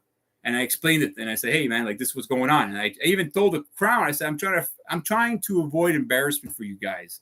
That Constable Benjamin is lying about what's happening, and this is not in the public interest for you guys to pursue this. And not only that, is that now you haven't even provided the evidence of fact that backs your claim that your constitution applies to me just because I'm physically in Canada." They weren't even like, I kept to my guns on that. I kept saying, I don't want to be recognized as a legal person. I kept saying it on record. And because of that, and because I kept putting the pressure on the fact that they were fucking around with the evidence, that's what was able to get them to back off and stay the charges. It's all about learning the law, folks. Is once you understand truth, is that if you didn't do anything wrong, you have nothing to explain, folks. Okay? They're making the claim. It's up to them to fucking speak and explain and show the evidence. Until you have any evidence, until you're just going to talk and say this, and that. And then if you look at the reports, it was all, hey, about what Constable Benjamin was saying. Because while I was under custody, I had disparaging remarks. Disparaging remarks, folks. I was saying disparaging remarks. What are these disparaging remarks, folks? See, like they had nothing. Just to show you, they weren't telling me other than, we got nothing on you, Charles. We got fuck all. We have no evidence of fact. All we have is this guy's word. And all you've done is be able to provide evidence that this guy's out of control. But we're going to ignore all that. All your videos that you've shown about this guy being a tyrant, we're going to ignore it and minimize it and act like, well, this really didn't do anything wrong, really. He's the one that's out of control. No, I wasn't out of control. I became out of control when I got attacked, which is only normal. And that was like, that was the beginning of my phase. That's what kind of woke me up to get out there and do shit. But I'm saying, folks, you got to fucking learn this shit, man, and be out there. I'm telling you, like, if you can be out there with your cameras, get as a group, Reach out to the police. Tell them, hey, go listen to Sean Ross. Santos Bonacci, Mark Passio. These are all people they should be listening to understand what they're part of. Okay, because these people have done work. You're talking about years and years of research, putting this work together, making it easy for us to fucking disseminate and fucking be able to acknowledge and play with. I mean, I find it's disrespectful to not share their information, man. That's why I'm out there. I'd rather be doing other stuff, guys. I want to do martial arts. I want to go and get my own property, do my farming, my own, all that kind of stuff, my arts and crafts, and just, build my own little thing. That's all I want to do, but I can't do all these things because right now my conscience tells me we got to do something here, folks. We got to get boots on the ground. The world right now is fucking burning. It's on fire. And no one's fucking paying attention. People are like, what are you talking about? But the smoke, they're sniffing smoke, but they're still denying there's a fire. And that's very concerning and alarming for me, folks. The fact that we have a lot of zombies out there. A lot of zombies that are just not getting it and don't want to get it. But we got to try, man. We got to try. And the thing is, I think in the end of this, I don't care about rewards or nothing because you know what? Just being part of this life to me was a great gift. I actually feel an obligation to give back if there's anything. I'm not expecting anything good in the afterlife or nothing from my actions because I feel I've been given enough already. Okay, so and then if you have that mindset and you reach out to the Almighty Creator and you say, don't ask for anything. This is one thing you put out there and say, this is not what you can do for me. What can I do for you? I'm here for you, Almighty Creator. I love you. I appreciate it. I'm super awesome and grateful for this great existence, this world that you've created. There's people shitting all over the canvas right now, and I'm here for you. I'm actually offering you nothing but gratitude, love, and respect and appreciation, and that's all you got to do. Don't ask for anything because you've already got it all. It's all there. It's just now once you put yourself in that vibrational level of thinking, these things will be revealed to you. Like, holy fuck, these things were here all the time. I got all the answers. Really, it's just you got to put yourself in that vibrational state of mindset to bring yourself to be able to see it. Because a lot of times it's in front of us, we don't see it. We're angry, we're depressed, we got anxiety, we got jealousy, we got all sorts of confidence issues. There's all sorts of fucking things really clouding us. So once you clear all that shit out, get rid of the anger, get rid of the hatred, get rid of all that stuff that makes you feel negative inside. I know it's hard, especially nowadays. It's bad. But once you do all that, it becomes a little easier. But you have to be consistent every day because it's very easy to fall off track. I know. I'm guilty. Okay? I work at this all the time. Sometimes I'm like, fuck, Charles, man. You were doing so good. And now you got to kind of, you're back a week or a couple of weeks. Now you got to, which is okay. Sometimes you need to. I don't know. Sometimes you need to slip and fall to be able to kind of catch yourself. But, I mean, this is what I'm saying, folks, is just try to be loving and respectful at all times, man. There's enough hatred in the world. Okay? Fuck. And Rick, true north transparency, like I said, bro, get rid of that negative energy, man. If someone's sharing something with you, don't try to control other people. Just you should be grateful that actually I went out there to reach out and be a brother to you. I gave you nothing but praise. I gave you nothing but respect when I got there. And I was met with your attitude, and the way you talked to me, bro, was very disrespectful, very dishonorable. And I really appreciate if you would apologize for it, man. And if you feel that I was trying to invade on your audit there, I apologize. That's not the intention. I was only there for support. And for you to tell me I talk too much, yeah, dude, very, very disrespectful. I don't talk too much. But there's one thing I don't speak enough, okay? Because there's a lot of stuff that I need to share that people need to hear. And I think it's very important, okay? And it's not I really don't want to talk. Okay, I'm a loner. I'm a kind of guy that likes to stay to myself. So if I go out there and I talk with people and I'm trying to express my knowledge with people, it's because I'm looking out. I'm trying to help you out here. You shit on me for it. Thanks, bud. It goes to show you where you come from. It's funny. That's why I don't say I'm Canadian anymore. I don't say that anymore because you know what? Being Canadian to me is saying that you're hypocritical. Because Canada is one of the most hypocritical fucking countries I ever grew up in. And I'm not talking about the people, because I know a lot of good people in general, like Canadians, okay? But I'm talking about the government and the whole system, the values, the symbols, everything that Canada was built upon is bullshit, folks. And then when you see guys like Rick acting the way he's trying to act like he's some guy, dude, that's not good values to have, man. Okay? Seriously, man. Canadians, we're not polite. We're not, these fucking, I'll tell you something. Deal with our police. It's always been like this. I've dealt with them all my life. Okay, it got worse now, but you'll see Canadian police have always been. You either get a really cool guy or you get a fucking piece of shit. Okay, a lot of them are just out of control, man. They're just not cool. They're out of control. They have no self-worth. They don't think much of themselves, so therefore they don't think much of you. And you got a lot of that stuff here in Canada. I'm telling you, like it's even in the military. I was in the cadets. Okay, I joined the cadets when I was young. I was doing martial arts, kickboxing. I was taking acting courses, modeling courses, and I was in the cadet. I was very, very busy, and I ended up quitting the cadets because the abuse was fucking ridiculous. Even Major Barrett, which was our major at here in Orleans, he had, hey man, like the way he talked about me was like he had fucking aspirations. I said, yeah. I said, no, don't do anything with me because I'm not gonna be sticking around. He said, why? I said, well, because I said the military is full of bullies, man. Like you got people out of control. You're promoting these young kids that are 14 years old, warrant officers going around pushing their weight around, being fucking tyrants to other people that are like, I was like 16 years old. And this kid's like fucking talking down to me, being like disrespectful, like out of line, but thinking because he's a warrant officer, he had every right to. And then when you kind of explain it to the superiors that, hey, man, like, yeah, it's all good. He's my superior and whatever, but there's a respect too that you may no. Now you can't complain in the military because if you complain, that's a weakness. If you express that, hey, there's a problem, no, you can't do that. Not in the military. And see, that's why I was like, okay, I got to be out of here because that's not a good mindset to be in, folks. The military. Hey, my buddy Jordan. He was in the military for almost 25 years. He was a reservist at first, and then he went in the avionics systems technician. He did like one of the most intense courses in the military to take. And the nightmares he shared with me about the mentality that this one guy, the superior, essentially caused, I think, one guy to commit suicide. All sorts of controversy. He had 30 complaints against it. Instead of fucking changing it and do the right thing, they promoted him. Okay, folks? When you have someone committing suicide and then they're putting in their suicide letter that, he's one of the reasons why they kill themselves, maybe it's time to not promote someone like that. I don't know. It's just, it's just me. But I don't know the full story. That's what Jordan was sharing with me. But even like the recycling program, it's like Canada was pushing all this recycling in the military. There was no recycling bins nowhere. Any base that he went on, there was no system in place for recycling. Just to show you, man, like I'm telling you, the military is a place where lost souls go to be brought into a system of enslavement to maintain the system of enslavement. That's what they do. That's what the military is that you're not, like, I mean, as much as there's a lot of good training in there, there's a lot of stuff you can learn. The fact that they mentally brainwash you to a level to think very little of yourself, that's where I have a problem with it.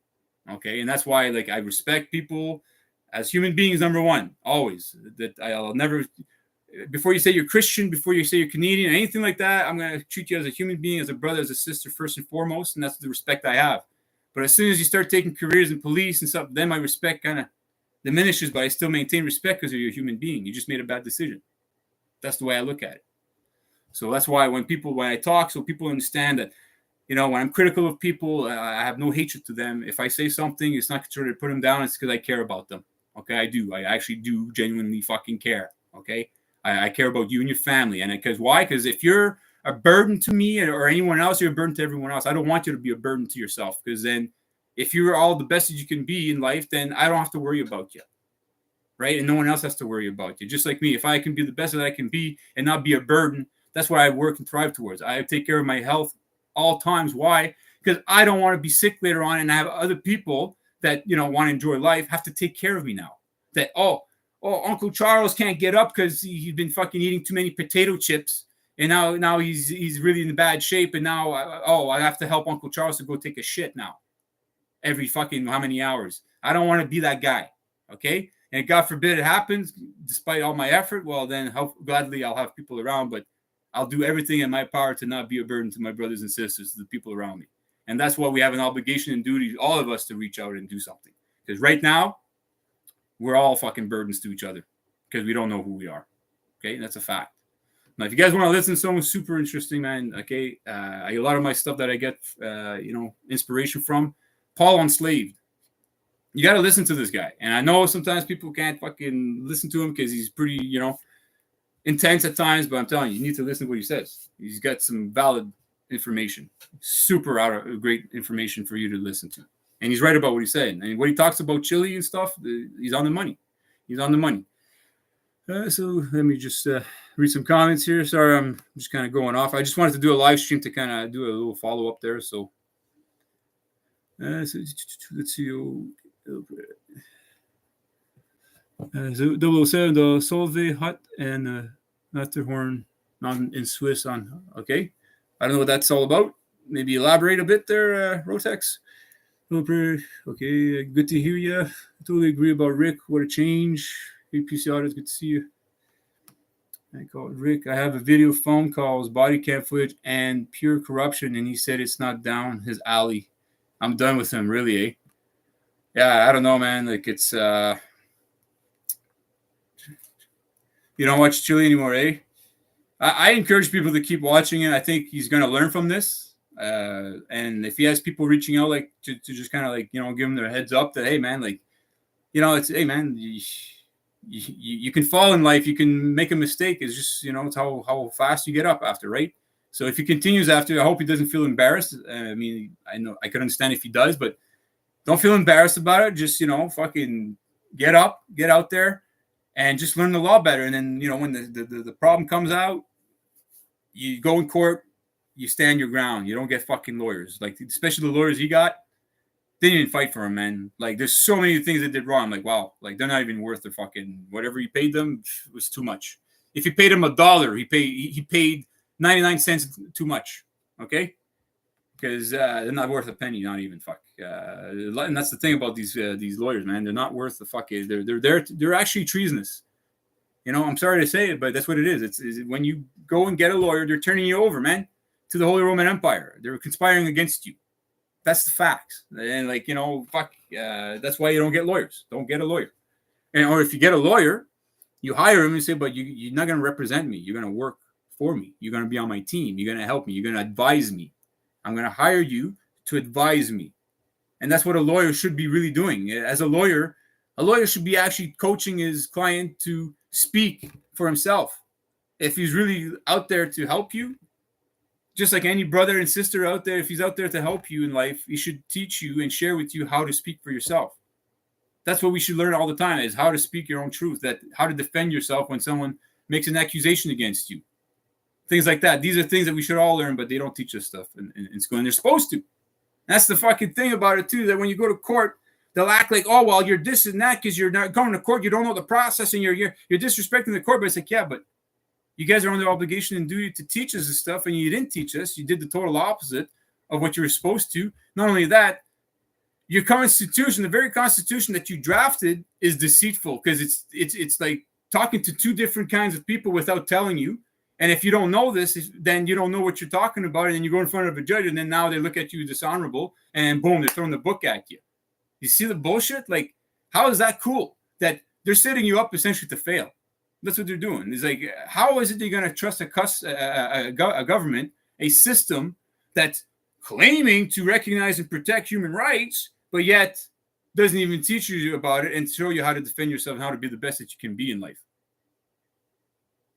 There's no credibility should be given. It's just like, treat corporations or the government just as an individual. Just look at the same way. If they're lying, if anybody lied to you the way the government lies to you, would you still be friends with them? Fuck no. Would you let your kids hang them out? Would you get them to babysit your children? Like, that's what I'm saying, is that people need to realize that governments are people, and then there are a bunch of people getting together to conspire and lie to us. That's what's going on. Trudeau, Freeland, their security detail, all these people are all conspiring against us, folks. Whether they know it or not, they're actually at war with us. They're conspiring against us day in and day out. When they lie to us day in and day out in the question period, when you see Poiliev and them talking, like, how fucking, when I look at that, I'm like, they're mocking us. They're mocking us, folks. Poiliev is mocking us to the max when he's going in there, making jokes, laughing about fucking Trudeau. That to me is, he's mocking us. 100% mocking us. And you have guys like Sunshine Boy and Mr. Sunshine Boy, and you got Moose on the Loose going out there making entertainment out of it. It's crazy, folks. It's not about it. Like, if you're trying to make entertainment out of the fact that our fucking world is burning, then there's something wrong with you. You need to be fucking reached out to and talked to and corrected immediately. Because I see a lot of people, that's what they're doing. You got Salty Cracker. Same thing. I listen to him and I can't listen to him anymore. Because the guy is just out there ridiculing people, making fun of bad situations, and with no solutions. But he has the audacity to go ridicule people and side with the police the way he does, and they saying, oh, well, this guy got what he found, what he deserved from that cop, and it's like the ignorance is crazy. How people are thinking this is supposed to be entertainment. It's not entertainment, folks. This is real. This is fucking like there's people suffering. There's actual people having a bad day every day because of our ignorance, because we choose to fucking just sit back and then watch our Netflix and then watch these fucking things happen, and then nothing's changing. Fuck, I'm tired of that, man. I'm tired. I know the world. When you think about, the human trafficking and stuff like that, we're part of the biggest human trafficking ring in the world. Holy Roman Empire. You want to talk, you want to go talk to the police? You want to be rude to them? Yeah, go tell them how much they're part of the biggest human trafficking ring in the world. They're not going to like it. They're not want to hear it, but it's the truth. And that's the thing, is like when you know these things and you've been doing the research and you go out there trying to help people, and then you have guys like Rick trying to disparage you, trying to fucking pretty much try to get people on the negative side towards you, man. That's fuck, man. The demon inside of me is in the cage, man, rattling right now. He wants to feast on his unrighteous ass, but I'm in control. It's not my demon. I can hear him. And the reason why I let him there is because it's like a fucking, it's like the bird in the mine, to give me fucking, oh yeah, watch yourself, Charles. He's rattling the cage. You got to be extra strong now, Guys like that, I'm telling you, that's what they do, man. Like I've dealt with people like that all my life. There's a lot of people out there that they're out for themselves. They're haters. They'll hate on someone because they think that they're there trying to take away their show. It's like, hey man, I wasn't there to try to take any show away. It's actually what I was trying to do is complement your show and also add to what you can do and give you some pointers here and there, because I do have the experience, Rick. Okay. And I even asked him about his experience in court. And he's like, telling me, yeah, I went to court. I said, yeah, did you get a lawyer? Or do you represent? He said, well, I got a lawyer. I was like, then you don't have experience in court. Don't tell me you know what you're talking about when you get a lawyer to do everything for you. It's just not how it is, man. You don't have the experience. You don't know what you're talking about. And just admit it to yourself. Humble yourself. You don't know what you're doing. You're out there, you're doing it all wrong about things. And then you have someone like me that actually thinks enough of himself to reach out to you and say, hey, dude, in a kindly manner, in a brotherly fashion, just like I gave those police officers. But you talk to me the way you did, and you even tell me, fuck you, stop talking, I talk too much. Fuck, dude. You're quite the fucking character, Drake. I'll tell you that right now. And I'll tell you something. Be careful with that. Okay? Be very careful. Because dealing with me, you're not gonna have a problem. You're not gonna have a problem. But do that to some other people, you're gonna see how people react, and they're gonna react violently towards you, because what you did was pretty nasty, bro. It was pretty fucking nasty. And I don't encourage anybody to act violently towards you, but I'm just telling you is that some people are not psychologically fit in their head, and they don't have the same strength that I do when it comes to holding back on shit, and they're gonna let go on you.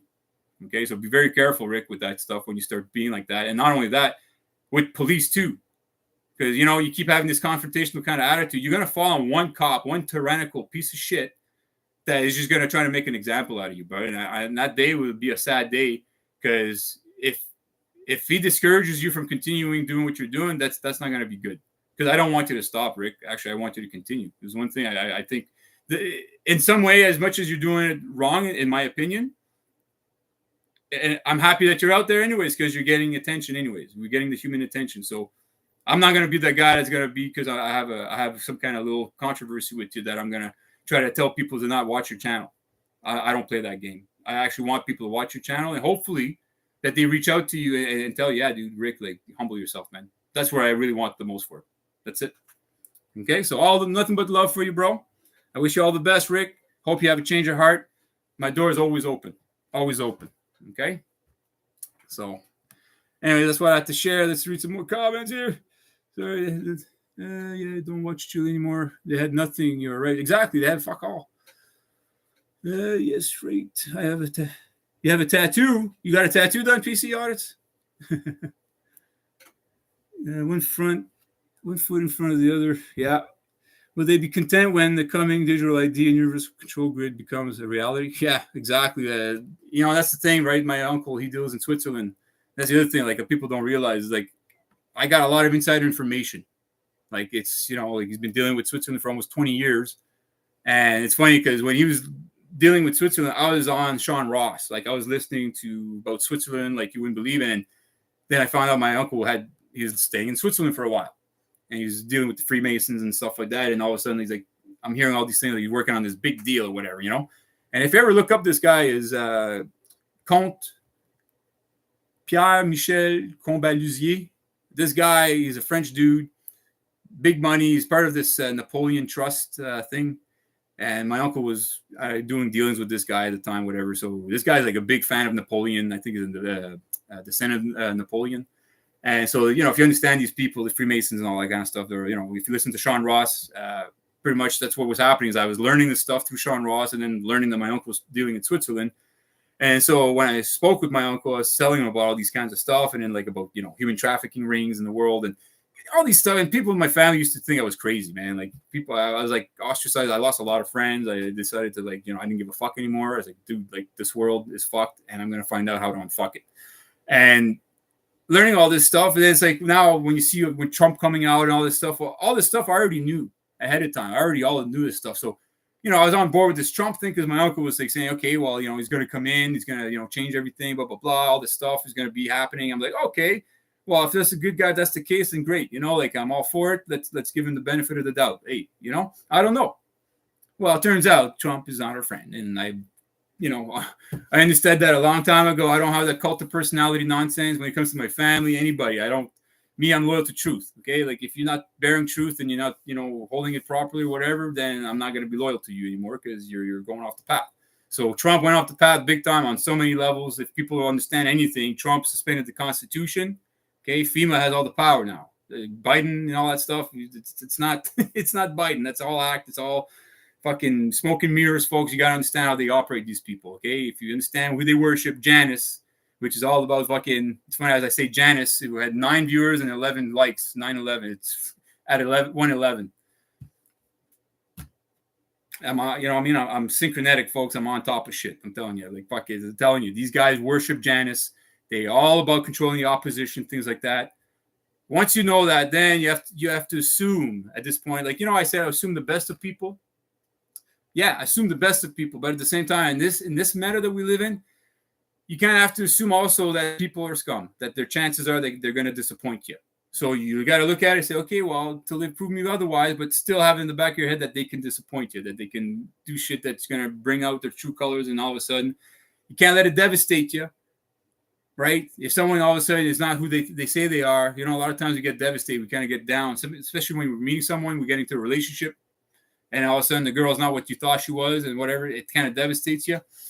Well, don't let it, because that's the thing. That's how you protect yourself, is always be ready to understand that sometimes people are not going to be who they say they are. Just like me. Hey, one day I could probably disappoint you guys. I hope not. I work towards, you know, but like I said, it's like anybody in the world, everyone is fallible. Everyone can fall through the cracks. Anyone can have a bad day and decide just fuck it, right? So that's the thing, is that you have to have that mentality. So when people do shit, and you know they're trying to get you to follow, and then you see that you're going against the message, then you have to have that resolve. You have to have that integrity to say, well, no, man, like I can't follow this guy anymore. So Trump, sorry, bud. I don't think he's our savior. Anyone that believes that, you know, I'm sorry, but you really need to reconsider your position on that, because Trump is not a good guy. Okay, he's actually bought and paid for. He's a slave. He's just a bigger slave than most people. Okay, the more in debt you are in this world, folks, the more of a slave you are. Remember that.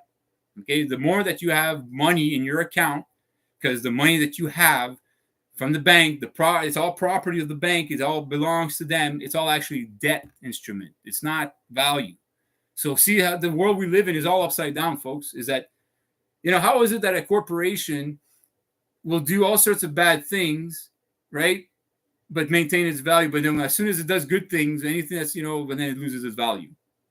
You know, that's one of the things. So same thing with you, is like, your energy, stuff like that, they take away your friction and turn it into a fiction, and then that's what they give you in return. They give you a fiction, and then they take your friction, you know, friction when you have sex, you know, it's friction, that's life, right? They take that away from you. Well, they don't take it away. You give it to them freely, and then they give you in return. They give you a fiction, and that's the world works, folks. That's essentially what's going on in the world is when you go to court, you're dealing with the government. It's all flipped on its side. It's like they're not representing law. It's actually what they're representing is the perversion, subversion, and conversion of law. But it's not law. Okay? So that's why when you know all this stuff and you understand that everything they're saying is upside down, just like Trump, right? Like, Janice is a two-faced guy.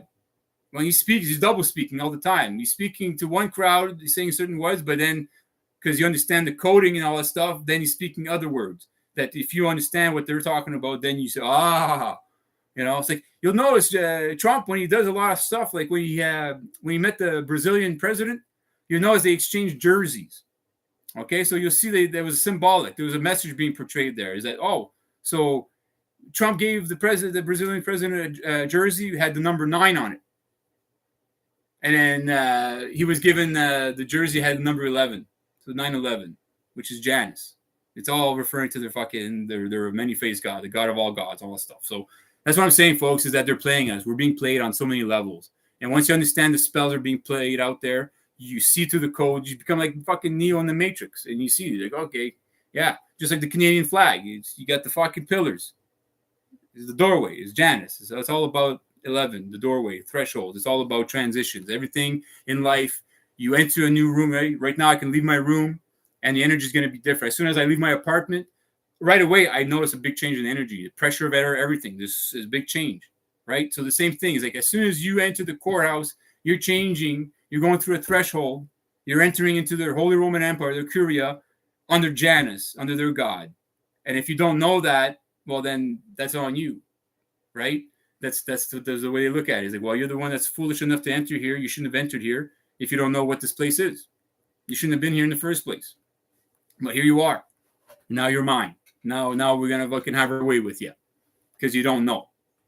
And that's the thing, folks, is like, fuck, man, there's so much stuff to learn. I learn every day. Fuck. Like, I mean, I don't stop at what I learn.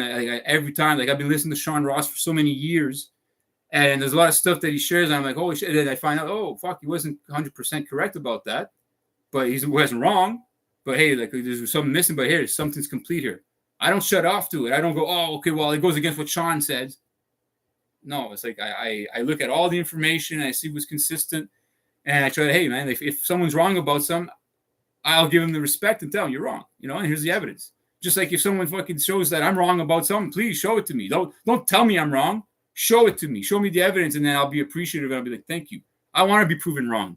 Whereas other people, they don't want to be proven wrong. Their ego is like, they don't want to be wrong. Me, it's like, yo, if I'm talking with people in the crowd and then someone says, yeah, dude, no, that's not true what you're saying, and then they start explaining it to me and then show actual evidence, I'll be like, fuck, well, I'm grateful to you. Thank you so much. I was going all this time thinking this was the right way, and you just actually, cool, man, thank you. Whereas a lot of people will get insulted and get like, oh, what the fuck, man? Like, you don't know anything. Fuck you. Like, just humble yourselves. You got to humble yourself, but at the same time, be confident in what you know, right? And put yourself out there. Don't be afraid. Fuck. I know it's scary. It's fucking scary, man. Like, when I was standing with those police constables, 2 of them, man, like, the way they were looking with their sunglasses, man, like, I had, like, negative feelings toward it, but then I started, no, man, just be cool, be kind, just, let it, whatever. And then all of a sudden, man, I wasn't feeling too intimidated by them or anything. It's just like, no, man, they're just lost. They're beneath me at this point. If they can't have respect and say hi to me and show me and take off their sunglasses. And that's why I have a new saying that when I talk with police constables, when they wear sunglasses and there's no sun out, I say, well, I know for a fact you're not hiding those eyes from the sun, because they're hiding their eyes from you. They don't want to have eye contact because they know they're full of shit a lot of the times. They don't know what they're talking about. You'll see a lot of those people. That's just law enforcement, man. That's what it is. They hire a lot of fucking young people. They're ego-driven.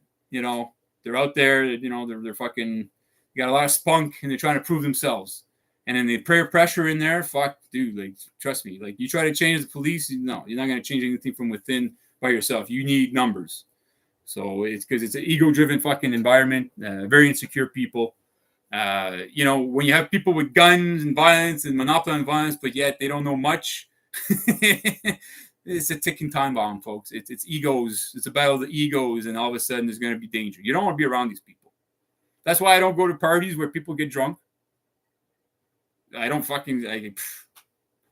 don't do that anymore, because there's always 1 or 2 fucking people that get aggressive in there. It's a battle of the egos, and next thing you know, you have to try to defuse the situation. It turns into a bad situation. It doesn't matter if it's a man or woman. Alcohol in the mix changes people. Well, now imagine when you're going into an environment which the testosterone is pretty high, it's ego-driven, there's a certain atmosphere in there that creates people's insecurities to come out even more. Okay, and they'll notice, man, you can't complain in there. They look at you as weak. They do all these kinds of stuff. You can't express yourself. You're a slave. You need to shut the fuck up when you become a police officer. They're the most managed people on the planet. So why would they understand and respect human rights and freedoms? They don't understand what it means to have them.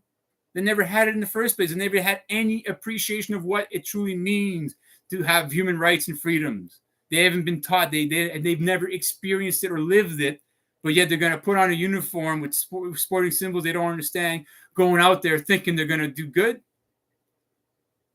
You know, when they say that the road to hell is paved with good intentions, there's a fucking clear definition of that right there, folks, is how these people, as good as whatever intentions they may have, can't do anything good with when you don't know who you are. Sorry. Just not going to fucking happen. Not going to happen. DC was okay. DC, they are in control, like mind control. Yes, well, that's it, man. You're right. It's like fucking. You could see there's a program going on for sure where people are under mind control.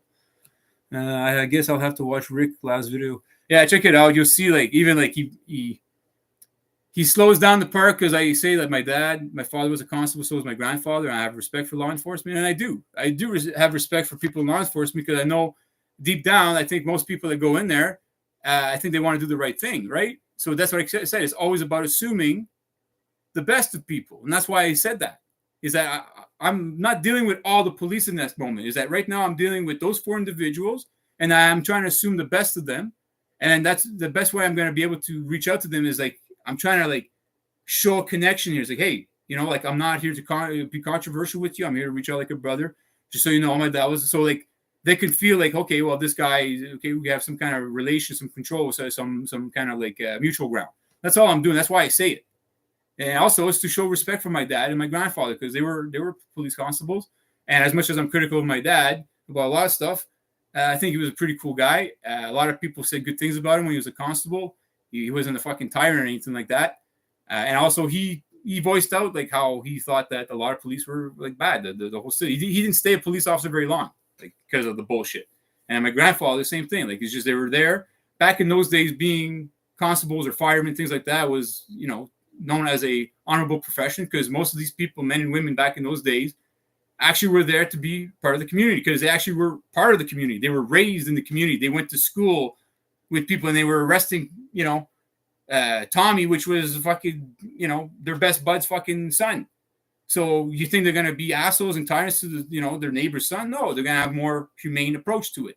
And that's what's missing in our policing nowadays is that a lot of police, law enforcement are not from our communities.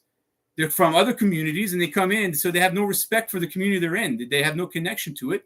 So, of course, they're going to be inhumane. They're not going to be as friendly. They're not going to be as understanding. They're going to be more tyrannical because they have no real connection. And that's why when you speak with police, when you try to bridge that gap by, saying these kinds of things, it's trying to use seduction over destruction, folks. I think it's honorable. I think it's the right thing to do. And I think that's the way we're going to get things. But he tried to make it look like I'm a bootlicker or whatever. It's like I'm not a bootlicker. There's one thing. I'm the most critical guy when it comes to police, law enforcement. I know what they represent. But at the same time, these people are individuals. I got to treat them. It's the first time I met them. I have to assume the best of them until they prove me wrong. Right? But see, that's the thing Rick don't understand.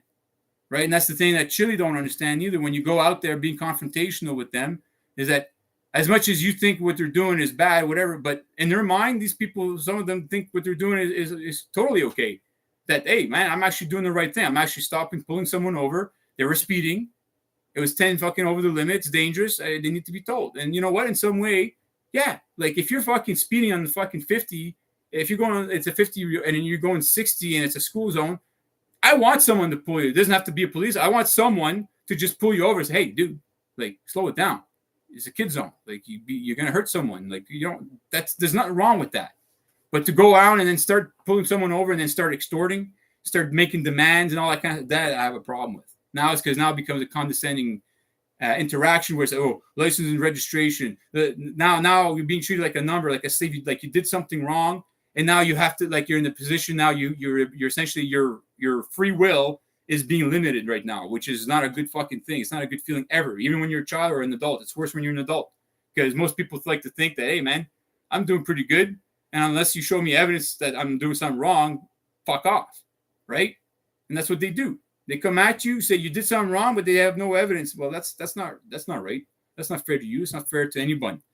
So, yeah, that's what I'm saying, folks. It's just we got to be humane to each other and like stop being us versus them nonsense. We got to stop that mentality. Okay, as much as the cops and the police right now are really like they're shitting the bed on so many fucking ways, and you're right now with Trump trying to like say, oh, we're gonna protect our law enforcement and they can't be sued. It's like, okay, Trump, you need to be quiet. You need to quiet yourself about things you know nothing of. Okay, and he like I'll tell you something, Trump doesn't know shit. Okay, folks, like I'm telling you, he only knows what he knows that serves him and the people around him and stuff like that. But like when it comes to being humane and understanding stuff, he doesn't fucking know anything. And for like to see a guy like that talk, like, oh, I'm the one I'm the godfather of the vaccine. I'm the one. It wasn't for me. Like when someone talks like that, you should be alarmed because it's not just him. He has a team of people. He never does he speak about his team and say, yeah, we in our administration, we had good people working. Like, no, he always likes to take credit. And it's because of him. And I did this and I pushed this over and I got this done. I. And it's like right there, it tells you he's a narcissist. He's the guy. He's like, and people like that are the most easiest people to manipulate. You know why? All you have to do is praise them. That's all you have to do. You praise a narcissist. Start just praise the shit out of him. Like when you see a narcissist, just praise him. Just give him all these compliments and just make him like. You're gonna see how like fucking easily it is to manipulate all this thing because now you're like giving him all this fucking praise and stuff. Oh yeah, if it wasn't for you, man, we wouldn't be here where we are, man. We really need you. You're part of the team. And that's what they do. That's like even like any place you're gonna be part of, they'll fucking get you in, get you to work. And if you're a narcissist, that's how they get you. They compliment you, blah blah blah, tell you how and as soon as you start complaining or whatever, say, hey, I'm not getting paid, or say, hey, dude, I know, dude, you gotta understand right now things are tough. You'll get your money. Things right now, you're a great asset. Please stay with us, man. We need you. And then boom, next thing you know, you're out. And you're like, well, I thought you needed it. And I said, yeah, you believed us, but we played you. And that's what they do. You got to understand these fucking people, man. I know. I've been in sales all my life, folks. Okay, sales permeates, especially like when you think of sales, just think of law. Sales, like lawyers are essentially salesmen. That's what they do. They go and try to convince people to push laws and write up these laws to essentially benefit, whoever they're working for, the corporation and stuff. Who you think rules the world? Lawyers. Lawyers is the job that permeates all aspects of our lives, but yet we know the very least amount about. But they have the biggest impact on our lives. The judges make the fucking laws, the lawyers. Who you think politicians go to school and learn? Law, business and law. That's what they learn. So once if you don't know law and you think you're going to go out there and protest against these fucking people, then you're not going to get anywhere because you don't know the law. You got to learn it. It's not because learning the law as a profession or whatever. It's just learning the law in its essence as morals. Is based on morals. It's just based on, you have your conscience, right? And then you're made of land, air, and water. Law. You're made of law. So now you have your conscience that's going to manipulate land, air, and water to make materials and patterns with it. And so once you understand the very basics of that's what you're here for, is like, okay, well, I'm here to create with that. So I have my conscience where I have like all these patterns in my head, my imagination, my nation of images that I can work with to try to create. And then now try to manifest it in this reality with the land, air, and water, with the materials that I have.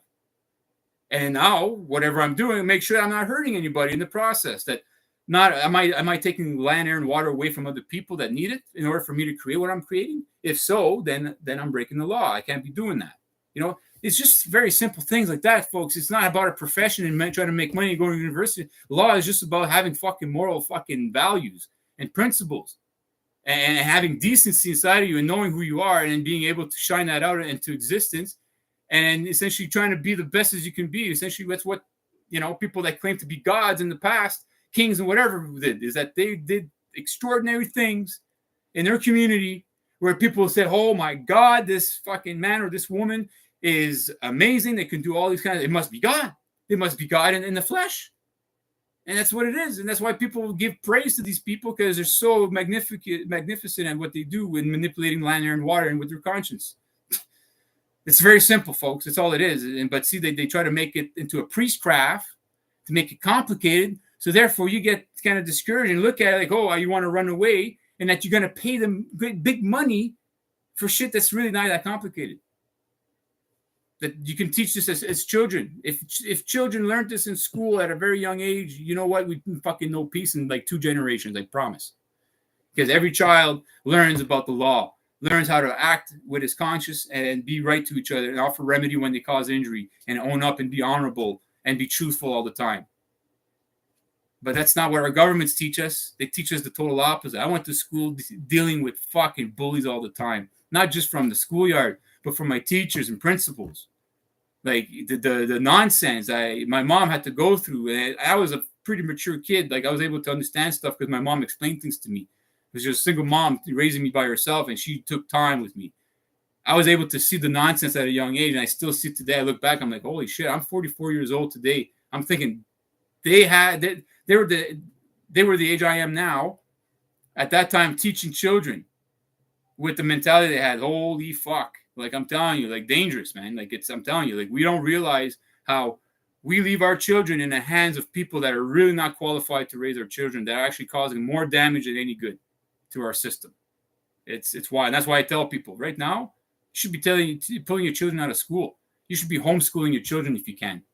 If one of you, the parents could stay home and not go to work and then, have one I know it's hard nowadays with fucking bullshit with inflation, whatever, but I'm just saying, do not let your children go to school. There's nothing but abuse there. It's nothing but a slave system to essentially go to war with your child's mind, for him to be at war with himself and then therefore be at war with everyone else. And that's how they manipulate us to fucking be slaves. Because when you're at war with yourself, you're the most easiest person to be enslaved. Because you're driven by emotion. You're driven by things that you don't even know drive you. Fuck, it's fucking sad, man. Sometimes, man, I rage inside, man. I fucking watch videos of fucking people being abusive to each other, man. I fucking rage inside. I'm like, why is it that these people are so fucking mean and nasty the way they are? And it's like, I go back to say, yeah, it's our system. It's designed that way. It's designed to put you at war with yourself. That's what it is. When you look at the police, the same thing, man. They're under the blue war crown. The blue war crown of Octagon, which is essentially the war crown of Pharaoh. Okay, if you understand why we have red, white, and blue, why in Canada we have the white and blue, well, it's all referring to the crowns. It's all telling you which system we're under: the New World Order, Old World Order, the Knights of the Garter, Templar Republican system, whatever system. All these things, all these little mix and matches to kind of show you, like, well, they're taking a little bit of this and that, and that's their code to tell you. And then once you understand it, then you know, holy fuck, it's all about putting you at war with yourself. And the police, that's what they're out there. As soon as they show up with their symbols, well, in your mind, they're here to be at war with you. And that's why you try to diffuse the situation by not giving him anything to go to war with, to not give him any reasons for them to feel that they have to go to war with you. And that's how you're going to win with them. But as soon as you give them an out that, see, now, war, we know violence. We have the monopoly on it. So, hey, we know how to communicate that very well. But the words you've been using, we can't refute that. Like, you'll notice in the video I'm watching, you could see that all of them, they were like fucking disarmed. They were listening. My friend Chris told me, like, dude, you fucking like took care of that situation. You were fucking, you set the tone. You said, he gave me some good feedback. And like I said to people, like, if I'm doing something wrong, please tell me. If there's anything I could do better, please tell me. I'm not going to be like, oh, shut the fuck up, like Rick. I'm not going to be one of those guys. Like, I'm very humble. As much as I know a lot, I learned to be very, very humble. I talk with people on the street all the time, and they share stuff that I listen. I just listen. And you know what? I learn stuff all the time, man. All the time, because I listen. As much as I like to talk, I listen as much. I actually listen more to them than I do talk. And then whenever they share some stuff, I'll just slip in a few things here and there and then add some stuff, and that's it. And then say, hey, man, it was great talking with you. It's always good to talk with other people that are actually knowledgeable about these things, because then you don't feel so alone, and you actually feel like, oh my God, like there is hope. There is solutions. There's more people waking up to this. That I'm not alone. There's people out there on the street that I actually communicated with that actually are aware. So we're not so bad, almost 15 years ago, I was freaking depressed because I'm learning this shit and finding out that, oh my God, the world is pretty bad. And people were just like really asleep, man. Like, before the whole pandemic happened, people were fucking asleep, I'm telling you. And then boom, after the what happened, I think a lot of people woke up from that, and I'm happy. I'm super happy because I've only been at this for what, since 2006 I started, so that's not that long. It was almost what 20. Yeah, it's almost what 20 years, almost 20 years now. So, but there's been people at this for a long time, man. Like Santos Bonacci, Jordan Maxwell. They've been, their whole lives were dedicated to just research and then putting it all together and stuff. And so I'd be an asshole to not pay it forward, to share that information and share it with my other brothers and sisters to keep it alive at least, So, sorry, I'm just not reading comments there. I'm just kind of going off here. The mask will kill us for a command of authority. Yeah, that is scary, man. Because fucking that's the thing, man. I hope it doesn't get to that point. Last I heard, a brave lady in law enforcement out in Ontario spoke out about the insane amount of kids that go missing in Canada, and she was fired for. Yeah, exactly. Fuck, it's you can't speak truth and then expose that there's bad things in this world because then people don't want to admit to it, or they don't want to admit that they're part of it. So they rather just kind of like suppress it instead of doing something about it. I don't know, man. Like I was raised to do the right thing all the time. My mom raised me that way. Maybe I'm crazy. I think for most people, we've all been raised that way. But it seems nowadays they're trying to get us on the other side. I just got her new sub. Well, thank you for the sub, Vinny. I appreciate that. So see, land is the base of Pharaoh. Yes, it is, man. Fucking right. And Liechtenstein, which is essentially, I don't know if you ever heard Sean talk about Liechtenstein a bit there, but he talks about how like if it's even like Switzerland's like an outer shell, but then like there's a deeper, which is Liechtenstein, which is essentially the stone of light. So, Mr. War, yeah, exactly, fucking dude. Like the guy suspended our fucking the Constitution of the United States. FEMA's in control now. Like it's not even the United States is doomed. Fuck. I wish the Q story was real, but it's too good to be true. Yeah, well, Q is essentially the Knights of the Garter. I did a video on that. It's funny. I watched a video on BitChute with this lady. Here, I'll actually share the link. You should listen to what she has to say. And they actually used Sean Ross's video explaining about the Knights of the Garter, about Q and all that stuff. And I was like, wow, that my video is getting out there, it seems. So I was feeling good about that because that was a discovery I made because of Sean Ross's work. I was able to piece together that Q was the Knights of the Garter. I was like, wow, it looks, there's like the Q and all that stuff. And then I said, fuck, it would make sense that they're the ones behind all of that because essentially they are Switzerland. They're, they worship Janus. They got all covered, all bases covered. So, yeah. So it's just funny. I just put that link there. It tells you about, she shares about how they went after the school board employees' trusts or surety bonds to get them to lift the mask mandates and stuff like that, and learning about the law and how it's a system of enslavement. So it's a good video I just shared there. So if you guys have a chance, check her out. Pretty interesting stuff. Auditing can teach us the insurity bond, please. Okay, so you want to learn some of that. This is Don titles himself as the chosen one. Contract off right there for a dictator, but most don't see it. Exactly, you're right. You're absolutely right on that. So insurity bond, I'm still learning about like what you got to do, but I know like what it's all about. Like I can really explain it. I can go into good detail. It's just a process that you have to go through. I'm not familiar with. I'm sure it's not too complicated. It's just once you get the template, and then essentially all you're doing. A surety bond is just essentially what you're. When you become a public servant, everyone has a surety bond, meaning that you have an obligation. You sign a contract to fulfill your obligations and duties. And if you don't, well, then the surety bond is there to be able to have people hold you to account. So, like, if they want to, they'll say, okay, well, this is the Constitution. You're under contract. Your Constitution stipulates that you have to do this, this, and that. Well, you're actually in breach and dishonor of this one and this one and this one, which puts you that you've exceeded your jurisdiction. So now I'm giving you a chance to remedy the situation. You've caused me harm or injury, blah, blah, blah, blah, blah, whatever. So now if they don't want to fucking like do things honorably, doing it with, then you go after their surety bond. Okay. And that's how you, same thing with lawyers. You can do that with judges, mayors, presidents. And that's how right now, Justin Trudeau and all them, what we need to do is learn how to do that. Essentially you say, hey, Right now, you're actually breaching the sign of your obligations and duties. You're a part of Canada. You're essentially a spokesperson for the corporation we know as Canada, which is bankrupt. You're a signatory. Canada's a signatory to the UN, the Universal Declaration of Human Rights and Freedoms, and it states that this is what you're going to recognize and protect. But so far, you've breached Article 1, you've already breached Article whatever, so and so. You put it all there. You show the evidence as to how they breached all that stuff, and then it's up to them to rebuke that, to respond and say, okay, yeah, you're right, I fucked up, I'm sorry. What can we do to offer remedy? Blah blah blah. Or no, what you're saying is not, and blah blah. And here's the evidence to show that I didn't breach or whatever, right? So this is how it is. Like in law, it's all about being able to communicate with the other. If there's a controversy, you try to resolve it through words and try to minimize the damage. That's what you're supposed to do at all times. When there's a controversy, both sides try to go to a point of being respectful to each other. That yes, there has been an injury, and there will be some emotions about, because sometimes when someone causes harm or injury to us, we get upset, we get emotional. It's causing us a loss. It's causing us some frustration. Our human attention now has to deal with other shit that we don't want to be dealing with now.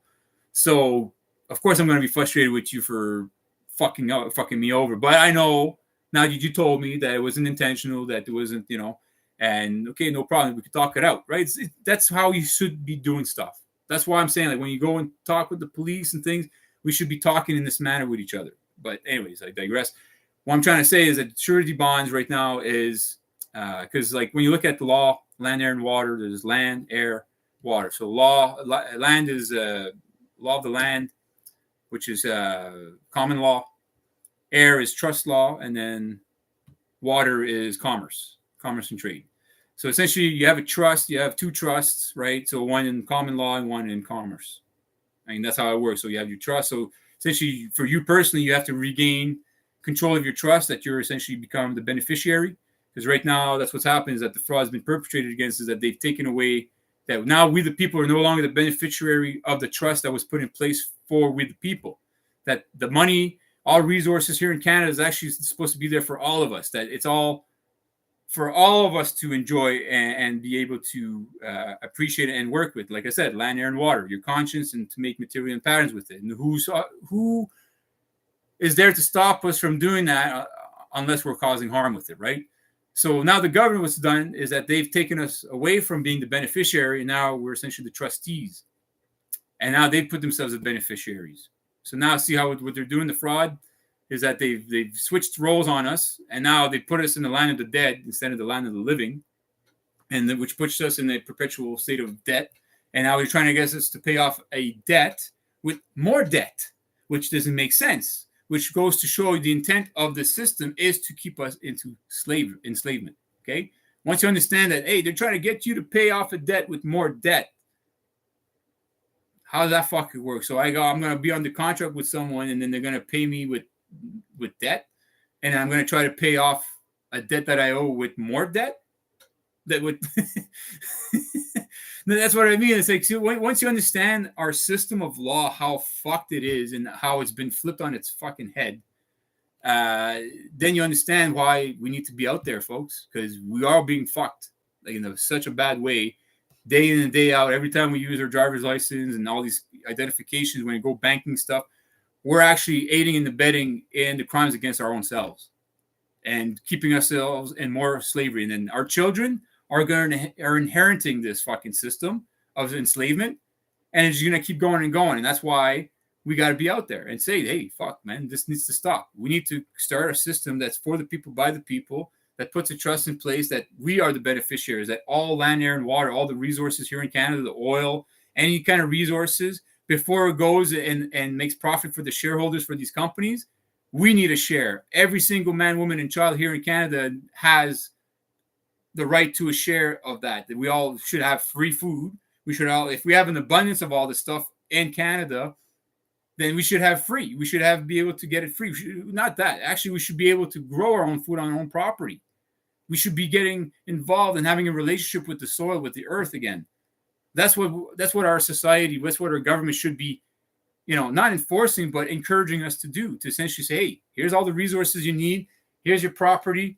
Here's what you need. You can have food, all this stuff, blah, blah, blah. You'll be self-sustainable. You're not going to be a burden to anybody. But if you do need help, we're here anyways. If there's extra stuff you need, hey, come reach out. If you're not being unreasonable, we'll help out.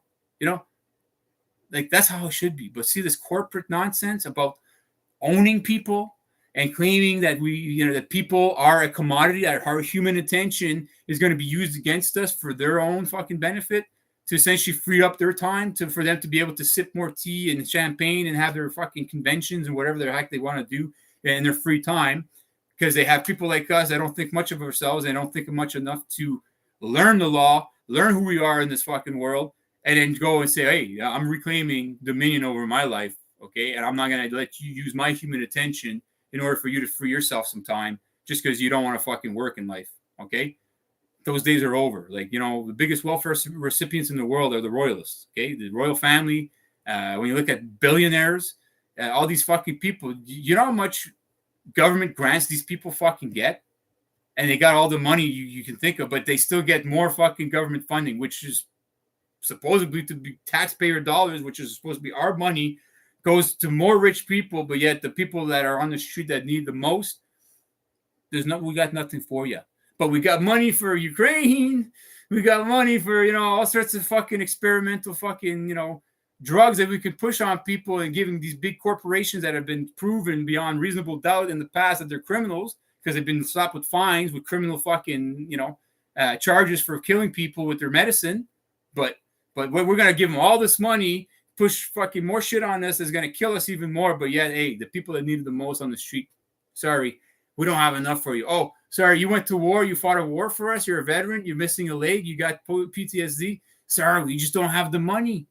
We don't have it. But yet, all of a sudden, a war pops out of nowhere, and man, magically, there's money just coming out of nowhere. Say, oh, wow, fuck. It turns out, hey, wait.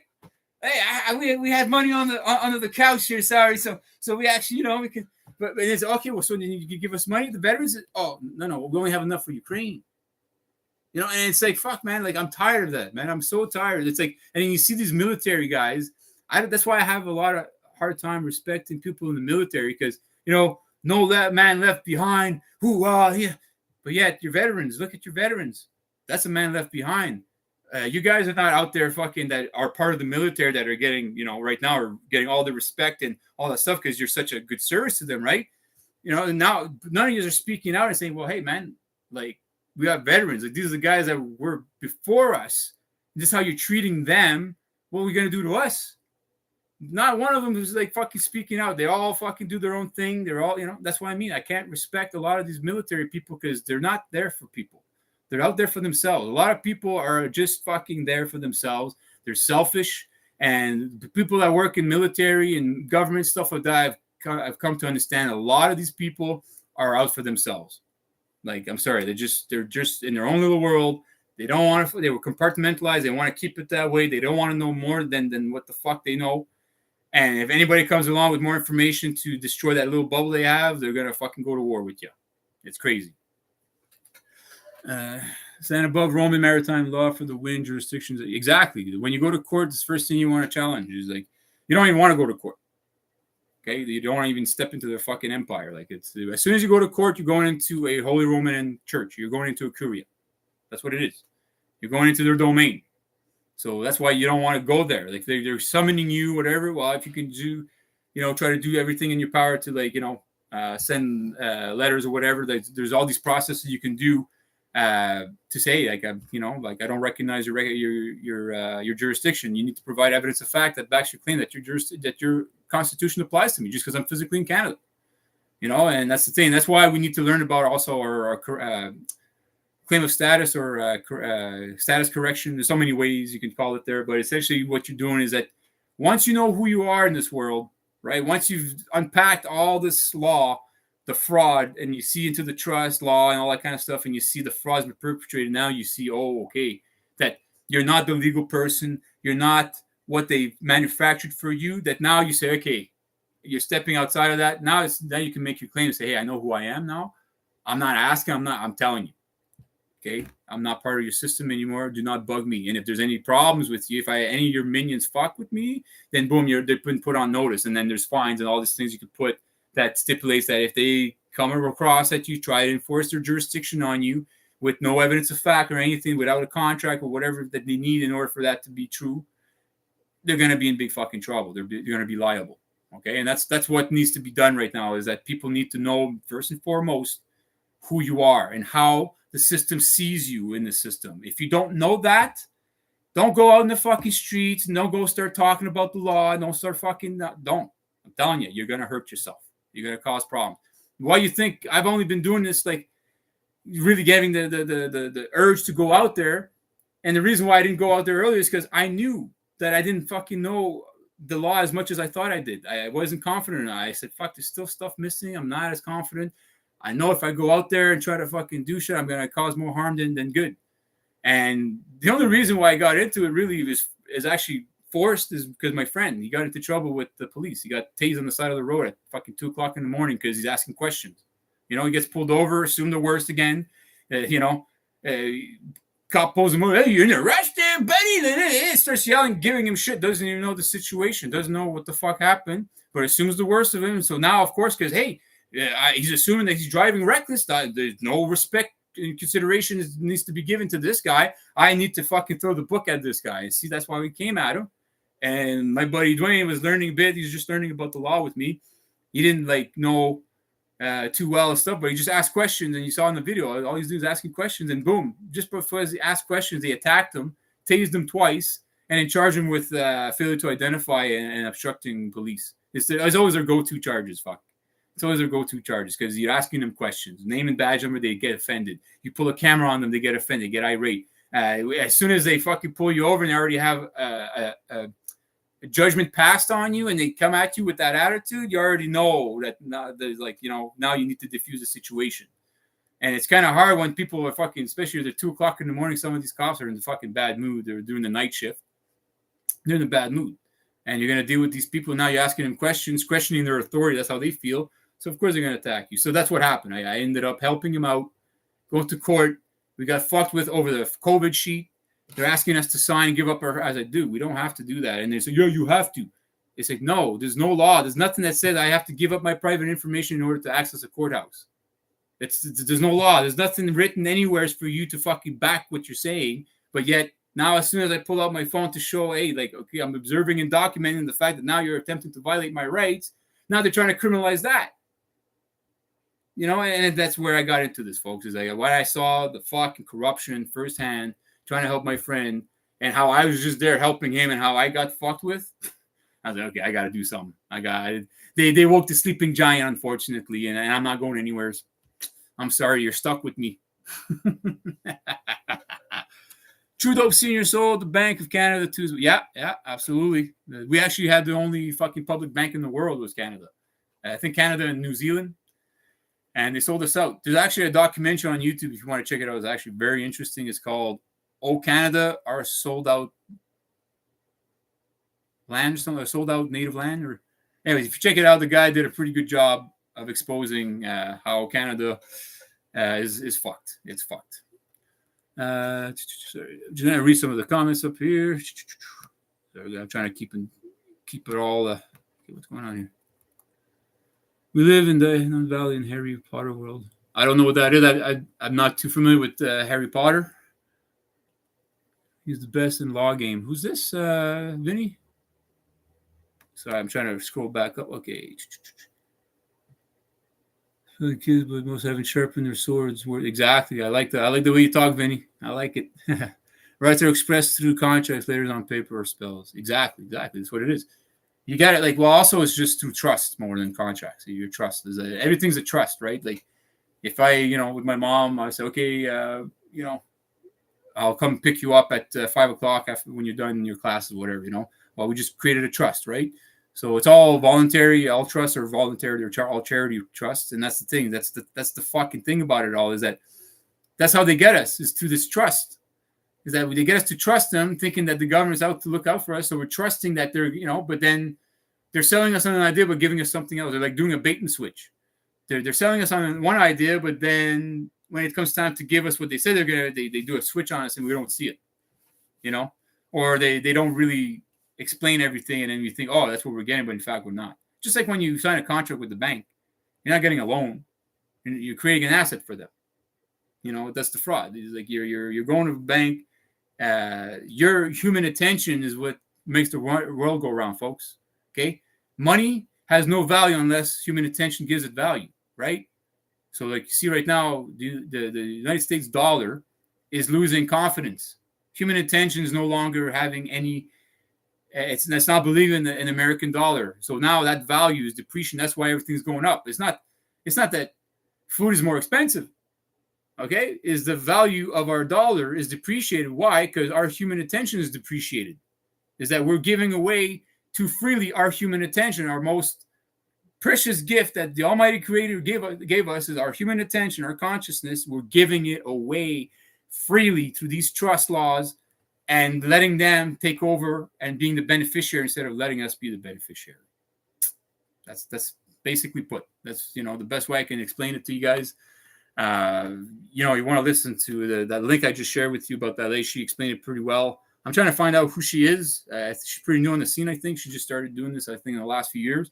But we need more people like her to go out there and share this information because this is the key, folks, is learning the law and learning who you are and then being able to apply these processes to hold these people accountable. And that's it. And essentially exposing the fraud because that's what we're going through. We're under a fraudulent system.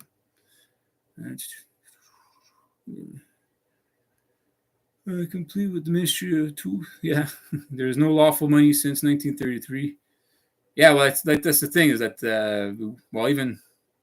it's like essentially they brought us towards a system of where human attention is essentially what they seek, is what gives it value is our human attention. Without our signature on the paper, without our sign of nature, there's no value to that piece of paper. They need that. Without it, all the fucking writing and everything that's been put on there is worthless.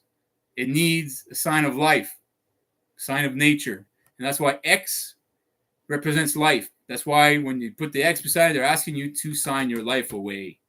It's very symbolic. That's why I tell people, learn symbolism. Learn it, folks, because that's how they speak. That's how they communicate. Human versus, exactly. Person, which essentially when you translate personne, a lost person, a lost son. That's what it is. Someone that's lost, a son that's lost. Or a lost sound. We are a sound, a vibration. We speak. We are a voice, right? Well, if you don't know what you're talking about, then it's just fucking noise. It has no bearing on anything. It has no effect like a spell, right? The words are supposed to have a kind of an effect to sway people or whatever, to kind of share information for people to understand something, whatever. But if you don't know what you're talking, you just gibbered at it, then of course it's just going to be fucking sound that people are not even going to listen and want to listen to because it's just fucking annoying.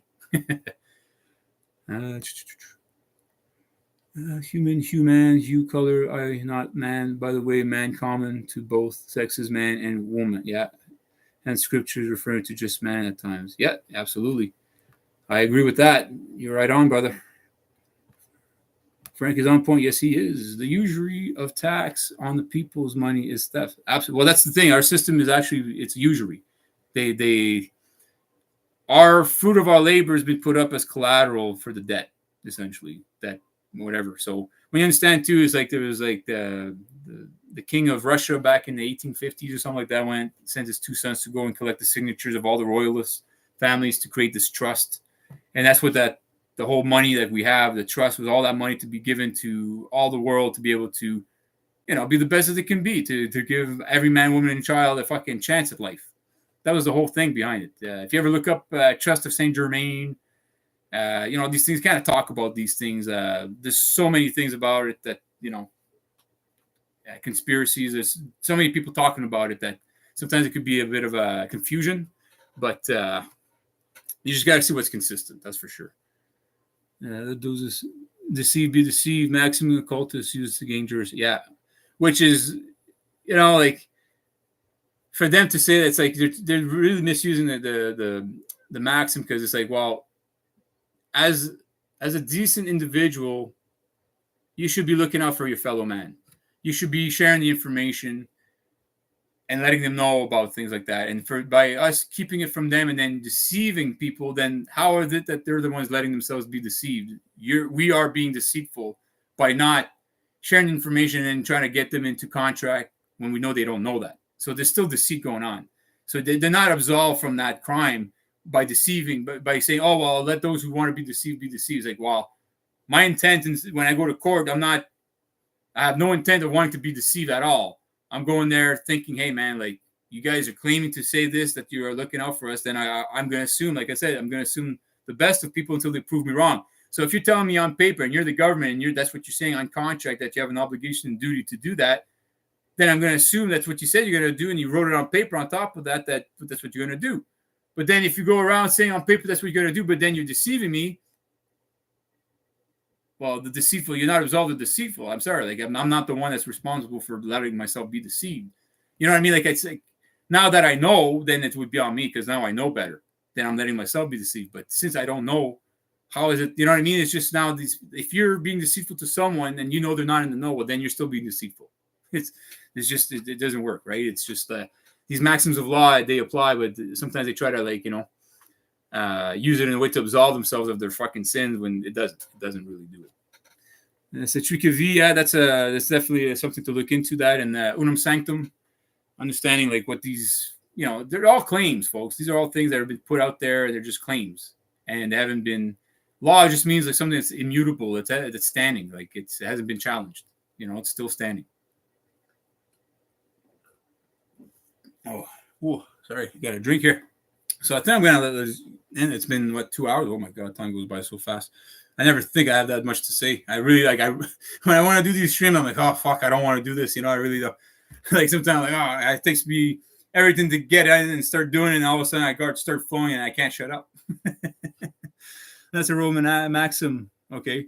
Yes, BC, it's because ancient Rome, the maritime law rule. That's right. Well, yeah, it's the ancient merchant mariner lex. That's what it's all merchant, the chant of the sea. The Roman Empire came out of Egypt. Yep, that's right. Out in Canada, that's a newsworthy story.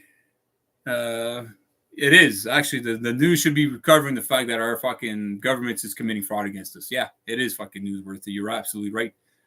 All we need to do is rebuke the claim. Yeah, well, even at that, like sometimes when people make a claim, all you have to do is just ask them, like, yeah, do you have any evidence to back your claim? Because a lot of times they're just making a claim with no evidence, and sometimes the evidence they're bringing forth is not evidence. It's got the appearance of evidence, but it's not. Osiris cult in Rome for centuries. Rome. A lot of shit came out of there, man. It's crazy. That's why I say, like, when I look at Rome, when I look at the Vatican, I say to myself, how can people still be under the spell of believing in this Pope and these, like, fuck, man. When you look at the history, man, you do enough history about the Vatican, and you'll see, like, guys, like, fuck, man, like, it's a very controversial topic. Same thing with the royalists, like the families. They've always been engaged in doing stupid, crazy things to the people, man. Hunting parties, fucking, bathing in fucking virgin's blood, like, you name it. They've been doing things for years. What, you think they changed all of a sudden at the turn of the century? All of a sudden, oh, okay, we're not doing that anymore, and we're going to be good, and we're going to set up a trust, and we're actually for the people. We're going to protect people now, and we're looking out for them. No, man, like it doesn't work that way. These people, if you understand also that they don't have ancestry, they have ancestry. Okay, so I mean, like, they've been inbreeding for years. That's what they do. So, like, that fucks with your mind. They become sick in the mind, heart, and soul. So, like, no one should give any of these people any kind of credit. Anybody that fucking needs way more than they need to live than other people, you need to question their sanity. Because if you need more than one bathroom and one shower and, like, you need like 20 car garage house and like fucking 20 rooms for you to live and be comfortable and feel safe and secure, then I fucking question your sanity, because that's a lot for you to have. And considering that a lot of people are going without, and that you have way more than you need in this life, in this day in life, if I was to be raised as an aristocrat, like raised in this family and stuff, I don't know, maybe I'd be brainwashed or whatever. But I'm saying, let's say I was to inherit, let's say, a lot of money. Let's say I was to say, hey, all the heirs died, and now you've inherited the fucking kingdom of whatever. I'm like, okay. Great. Fuck, now what I'm going to do with all this? So I guess I'm going to start giving it away. Like, you know what I mean? It's like, I'd be overwhelmed. I'd be like, okay, I'm going to need some help. I'm going to be able to redistribute all this wealth evenly to all the world, I guess, because, like, I got billions of dollars that I really don't know what to do with. I don't need any, like, I can live actually with not $1 billion, but like maybe $100,000 right now, especially if we change the world in a good way. I think $100,000 would be even way more than enough. But, that's just me. But like, I mean, when you see the kind of lives they live, they're actually managed too. Like, I mean, they don't have much freedoms. Anywhere they go, they have to have security detail, things like that, like, which would suck. Fuck, it would suck. Do not review the claim; it becomes law, even if, yeah, well, exactly. Like, that's if they make a claim, and then that's, yeah, absolutely, you're right. You have to, if they're making a claim, you have to, like, so, okay, well, just, if, let's say they say something, but there's no evidence, just, well, you rebut it by saying, okay, well, you need to provide more evidence. That's not enough, That's a way of rebuting, yeah, absolutely. But it's, a lot of times people don't realize is that if someone makes a claim, sometimes you don't even have to, because again, it's like they haven't really brought anything forward to substantiate their claim. That's what I mean. It's like a lot of times, like just like Chile, when he got arrested and stuff like that, from delete laws, like, they made a claim and the cop lied big time. So Chile didn't have to explain anything about himself or nothing. You just had to, like, essentially question the cop and say, well, you're making a claim, you're saying this, but look, I backed up. So why is the story different? You said I didn't back up, but look, in the video clearly shows that I backed up. Were you lying, or do you, like, what's going on? Like, see, that's all you have to do. Like, is just scrutinize essentially, like, what he's claiming.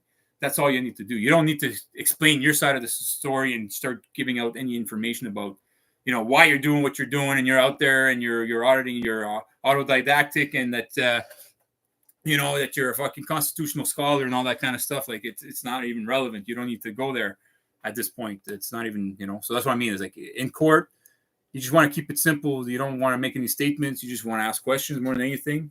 And when you see they have no evidence, then all you have to do is keep questioning. That's it. And the whole thing will fall apart on them. That's what happened with me. I just stuck to my guns. I just kept asking questions, stuck to my guns. And then finally I fell on the right judge that fucking understood some semblance of law and also some semblance of decency. And she actually said, yeah, okay, like, whoa. And then she freaking told the Crown. Like, we had a intermission. I had to call back in the afternoon. And I'm sure the fucking, the judge scolded the Crown because Sonia, the Crown attorney, her demeanor was super different from the first engagement.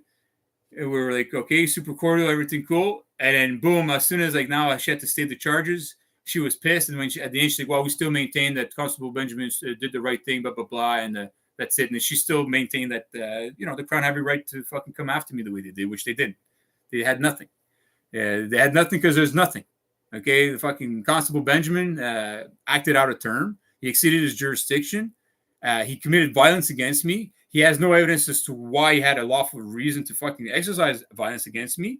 Still hasn't provided it. So now he's the one that exercised violence against me. So now he needs to explain it. And if he can't, well, now he needs to offer remedy for the fucking pain he's caused me. That's how it works, folks. And I've given him many opportunities. I even told him in the court, I said, hey, if he wants to talk about it, my door's open. They never reached out.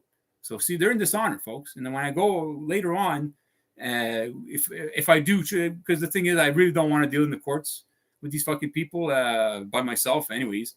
I want to essentially, like, revolutionize here in Canada the courts. I want to, like, essentially take it over with good men and women that actually have fucking decency, that think enough of themselves, have the courage to, like, stand alongside each other, march up to these courthouses and start fucking saying, hey, this needs to stop, this fraud, this nonsense. And then if we can just maintain that every day or every week, just be in front of the courthouses saying, hey, this is fraud. This is information. Check out this website. Check out this. Have information for people, leaflets, whatever we need to get people to learn about their rights and freedoms, learn the law. So therefore they say, holy fuck, get on board. Now we have numbers. Let's say we all get together, start filing lawsuits or claims of trespass or go against their surety bonds. That's how you put pressure on these people. And that's how they're going to back off. And then they're going to essentially vacate. They're going to vacate their fucking, their positions. They're going to have no choice. And then they vacate, then other people will replace them with better people that understand their obligations and duties. And then we're gonna create new constitutions that are for the people, by the people, that are essentially that all the money, everything that's done here in Canada under this, country, all the men and women are gonna be the first beneficiaries for all the land, air, and water before any corporation, any foreign corporation, anybody, any entity that's a fake, that's a fiction, is not gonna get first fucking dibs. We the people are gonna get first dibs. And that's how it should be. The power comes from we the people. When you go to court, the inherent jurisdiction of the court is supposed to be human rights. It's supposed to be man, not fucking corporations. That's what it's supposed to be. They're supposed to know this, but yet they go against it. And when you try to access the courts, the inherent jurisdiction, they fucking give you a song and dance and try to challenge you and antagonize you, and even go as far as try to threaten you. And it's like, no, that's bullshit. It's like, we're asking questions. Why is it that I'm asking a common sense question and you're trying to say I'm disrespecting or I'm in contempt of court because I'm asking a common sense question? Explain to me how that works. And just asking that question again, some of them will get fucking irate and pull that shit. I had my friend Dwayne, when they came on the phone, he just asked, who am I speaking with? I'd like to know the name of the person I'm speaking with. And he was accused of being disrespectful to the court. But they're asking him to identify himself, give his name, which he did. But then he's asking, who am I speaking with? Who? And then they're telling him he's disrespecting the court. Like, what are we dealing with? Children here, fuck. That's what I mean. Like, a lot of these people in the courts, man, sorry, guys, fucking big time fucking children, man. Okay? Children. Okay? Like, on the same fucking level as a fucking kindergarten, I'm telling you, on so many ways. Actually, worse than kindergarten children, because you're going to deal with kindergarten children, you probably have more reasonableness coming out of them than the people in court sometimes. These people, they think they have some kind of authority over people. They don't understand where authority comes from. And then they start fucking threatening and being bullies to you. Especially when you represent yourself, some of them, oh my God, they like look at you like, oh my God, he's disrespecting our system. No, dude, you don't understand your system for you to say that. Because if you did, you would be like respecting me even more. You'd be like, holy fuck, this guy is in court. Doesn't need a lawyer. Fucking right. He knows the law. All right. That's what you should be looking at, someone that goes to court and has the decency and thinks enough of himself to speak for himself. Not represent, but speak for himself and be the man that he's supposed to be and know who he is in this fucking world. That's what you should respect, people. Those who fucking are fake, like Trump's. See, Trump's a fucking fake ass bitch, man. But you have all these people respecting him and he can do no harm. You still got what? And we know. I don't know if you ever watched this guy. And we know.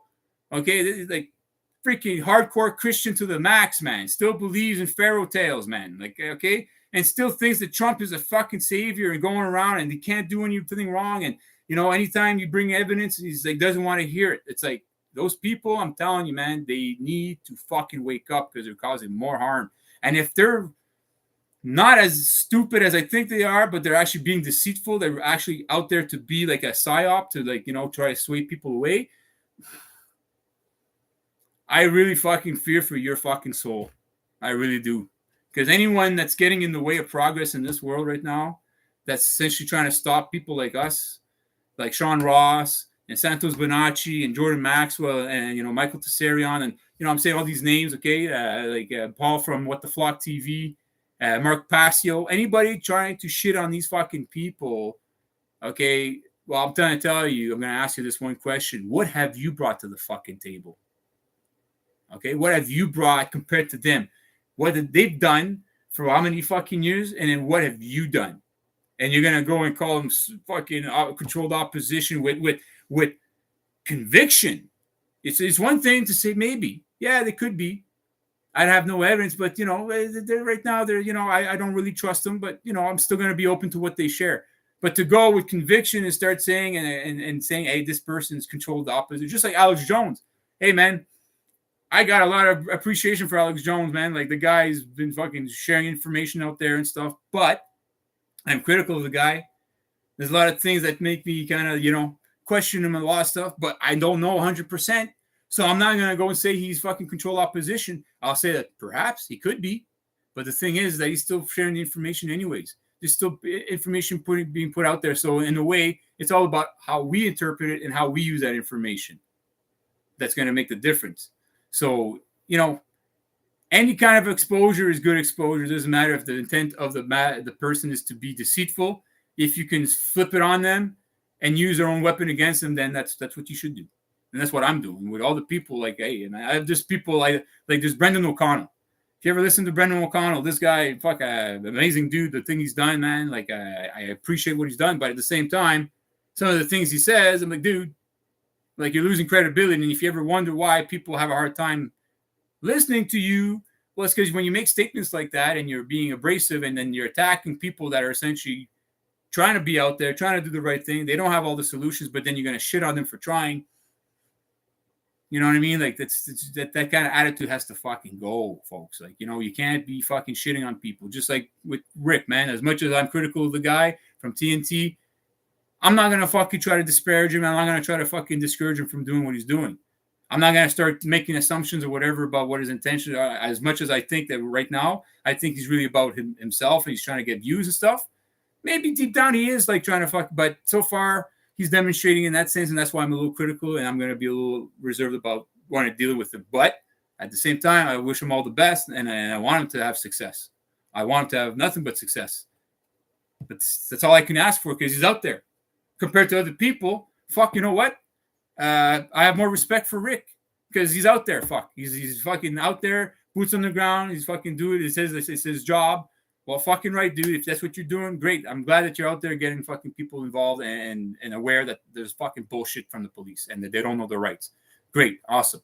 I tried to reach out to you. You don't want to hear it. You got upset about it. You wanted to create a fucking controversy. No worries, man. I get the fucking hint. I'll keep my distance from you. I'll be on my side. I'll do my thing. But like I said, I'll keep my door open. I'm not gonna slam my door on you because we all need each other, man. Fuck, you know. So, you got court. You have court tomorrow for recording in the public police lobby. I'm getting accused of criminal harassment and intimidation of public justice participant. Is that right? I can help you, bro, if you want. Here's my. I can definitely help you out, and dude, and it's so easy. It's not hard, bro. It's really not hard to fucking just defend yourself in court, man. And all you have to do is once you get the emails from the Crown, now you can essentially send all your fucking information that way, your questions, whatever you have. And then when you go in front of the judge, you're going to ask questions. Okay? And the judge has to follow the law, not his opinion, not because he thinks whatever he thinks. He doesn't know what happened. So he has to follow the law. He has to follow, okay, you're being charged or accused of fucking criminal harassment. Well, prove that. Just because you're standing in the fucking police lobby, you have every right to fucking film in the police lobby. It's a government building. A lot of times they have decorations, things like that. If you want to film, if you're doing a story, you're just capturing some footage, whatever assumptions and presumptions they have about your intent, they have to prove criminal intent, that you were there actually trying to harass people, they can't prove that, bro. It's hard. Like, you know how hard it is to prove that? They won't be able to. So whatever. Let them talk. Let them fucking hang themselves. And then all you're going to do is just ask questions. And to the judge, and then direct it to the judge and ask them, and that's it. And then also the other thing, too, is like they're trying to charge you under the criminal code. Just ask them what evidence of fact do they have to back your claim that your Constitution applies to me. Also, you can trick them, say, you say, I'm here because you said I'm breaking the law. I broke the law, right? And say, yeah, you broke the law. I say, okay, which law did I break? And then they're going to read from the criminal code. And so, criminal code of Canada, criminal harassment, blah, blah, blah. It says this. I say, well, I asked you, did I break the law? You said, yes. Code is not law. So what the fuck's going on here, right? So see, it's just like a word. It's just tricking words and stuff like that. It's like, see, they're using words and terms that they don't even understand. So once you start showing in court that they don't even know the terms that they're using, but you know more than they do in some way, sometimes they get the butthurt, but a lot of times they're like, okay, yeah. And so that's the thing. Again, it's just coming back to try to prove that I'm criminally harassing someone just because I'm standing here with a fucking camera in the lobby, in the police lobby. So what, you got a fucking bunch of snowflakes here that essentially my camera all of a sudden is a problem, but you got cameras pointing at you all day long. You don't make a peep, but fucking God forbid I walk in with my camera, all of a sudden we got fucking problems now. Now it's criminal harassment. Now it's fucking whatever assumptions and presumptions you want to make about me. Now you're going to go and then use the law. Use a maximum of law, saying essentially you're going to use a statute to commit fraud against me? Yeah, dude, like these fucking people, man, like they need to stop with that fucking criminal harassment shit. The reason why they don't want you to film them is they don't want to be on fucking camera. They don't want to be caught with their fucking nonsense. They don't like it. They get upset. As soon as the cameras come in, I'm telling you, man, it's like they're addicted to IDs, but afraid of cameras. It's like they fucking, like they come around and say, hey, man, you got any ID? And he's like, dude, you want to get at that feet away from? Just pull out a camera. So, they'll fucking freak out and run away, you know? Or like, it's like, fuck, man, I don't understand. Like, why? If you're going to be a police constable, don't you want to fucking show off that you're such a cool guy, that you're actually doing the right thing, that, hey, someone's catching you, you're going to put it on YouTube, And you say it should be no. It's because if you don't want to be caught on camera and you're a public servant, it's because you know you're a piece of shit. Okay, you know you're a piece of shit. Fuck, that's why. So. Yeah, that's good for don't have lawyer. They work for the courts and all members of the same club. Well, that's it, man. Avoid the public at all costs. Yeah, exactly. You want to be in the private. Public essentially is just under the republic. Yeah, exactly. I like you, Vinny. I'm glad you signed up, brother. Maybe I can learn some stuff from you, man. It's my very first court appearance in my whole life. I hope I won't get charged with criminal harassment for recording in the public accessibly public police lobby. Where is this audit in Canada? Like whereabouts are you? Because public buildings open to public are not self-evident. Private, yeah. Well, any public building, any government stuff like that, any like access to public, you have the right to film your engagements, whatever, for whatever reasons. Freedom of the press, like whatever reasons you have, you don't even have to explain it to them. That's what I mean. Is like if you're filming, doing something, you don't need to explain what you're doing. You're not hurting anybody. If someone feels it's like, well, look, I know maybe you feel that way, but that's not what I'm here. My intentions are not to cause you any alarm or whatever. I'm just filming the fucking building. I'm just filming this, whatever, and that's it. But you don't need to go there. But I always suggest, like, because Rick does that, he'll fucking, why not just be human and explain, say, hey, man, I'm just, and then you can have the conversation. Look, like, I know maybe sometimes you feel that way, but there's public photography, freedom of the press. You can't criminalize it. And if you do, you can be liable. Someone can actually file a lawsuit against it, which the Bank of Montreal, you know what? I'm going to put them on notice. Like, hey, like, I'm letting you guys know if this happens again, you guys are going to be liable for this. I have evidence now that your employees harassed people for simply filming in public, call the police on them. Now we have evidence that, you're engaging in criminal activity. So if you do it again, you get caught again, there's going to be consequences and repercussions. Right? And that's how we got to keep these fucking corporations accountable. They're corporations, folks. Okay? Corpse. Dead. They have no rights. They have benefits and privileges. They're beneath us. So do not let them put themselves over you. And that's the cops. They need to understand that. That fucking human rights, man, not human, but man, okay, is the ultimate in all of this. We trump everything. As long as we're not hurting anybody in our actions, you cannot fuck with us. Okay? That is, oh man, it's sometimes, man, it just, we get so fucking upset inside, man. Just want to break shit. Produce a verified contract obligation or any evidence of wrong, harm. Exactly. That's another way. Like there's, I know Christopher James, if you listen to him, he'll explain those things there about the questions, like who claims I am their property and do I have a contract with you that I trespass against another man or woman, a verified claim, and who has the right to administrate property without right, which, anyways, basically put, all you have to do is basically just what evidence of fact you have to back your claim that your constitution applies to me. It puts it all in there.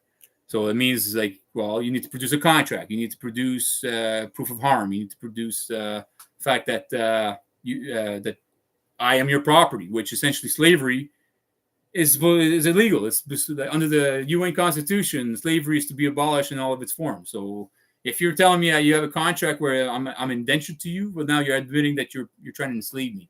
So if you're trying to tell you treat me like I'm your property, then you're actually admitting that you're a slaver and that you're breaking the law, because no one has the right to even think that someone has the right to own other's property. Okay, that's bullshit. Like, you don't have the right to think that way, man. That someone else can own someone else. Fuck you, man. Like it's that's a bad, toxic way of thinking.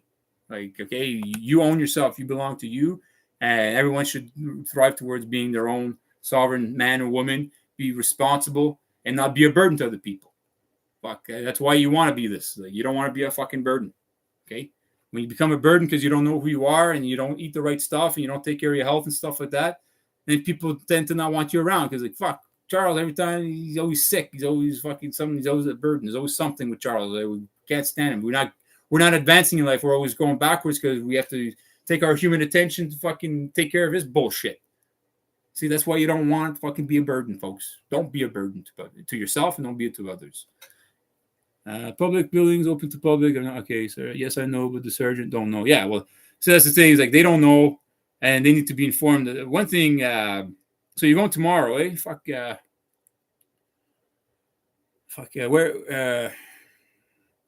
Where is this audit in Canada? Whereabouts you live? I guess you got a channel. You must have a. If you audit in Canada, do you go and do auditing as well? I'll sign up to your channel actually.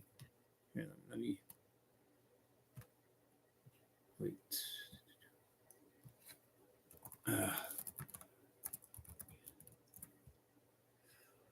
Okay, there we go. Yeah, I'm subscribed. So is this Ontario? Unlawfully trespass from public police lobby. Okay, I'll check that video out. I will check it out. Because yeah, that's nonsense for them to do that, man. They fuck, man. It's like I got the same kind of bullshit happen. I was standing with my buddy Dwayne in the police station. We were standing there 20 minutes. We've been recording already. I'm standing beside him, and then they show up. And as they show up, and then I started recording. Well, they had no problem until I started recording. All of a sudden, I had to back up. But I've been standing there for 20 minutes. They show up on our scene, but I'm the one that has to back up. It's like, good, man. And it's like started threatening like that guy, man. He's lucky I didn't knock him out, because the way he's coming up on me, if it would have been anybody else, dude, it would have been fucking. That guy would have been, how you say? I would have restrained him. Essentially, I would have fucking not knocked him out, but I would have just grabbed him, put him in a nice fucking arm bar or whatever becomes natural, and I said, dude, do not come into my space ever again, okay? Because what he did, he came into my space, that fucking pig. And I call him a pig because you know what? He proved me wrong that day. Okay, I have no respect for that guy, that police constable. I have really no respect for him. He's what you call a bully. And the look in his eyes tells me that guy's dangerous. He probably abuses his family. I'm pretty sure of it because the look he had, I know the look.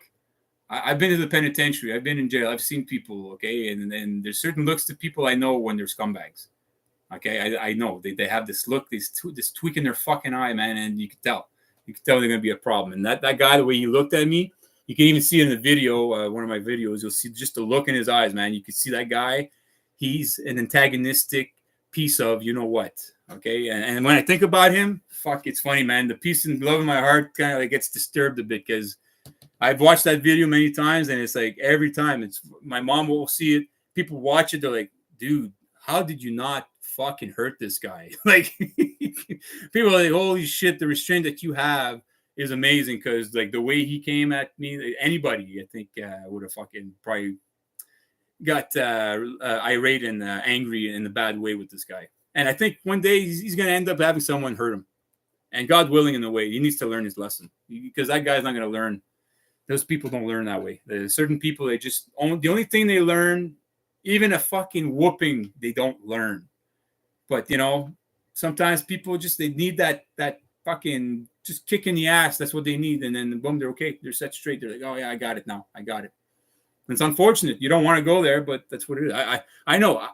When I was younger, I was one of them. Okay, like my mom has to fucking put some beatings in me for me to get it sometimes because I just wouldn't fucking get it. But now I get it. I get it. I get it. I get it, Ma. Love you.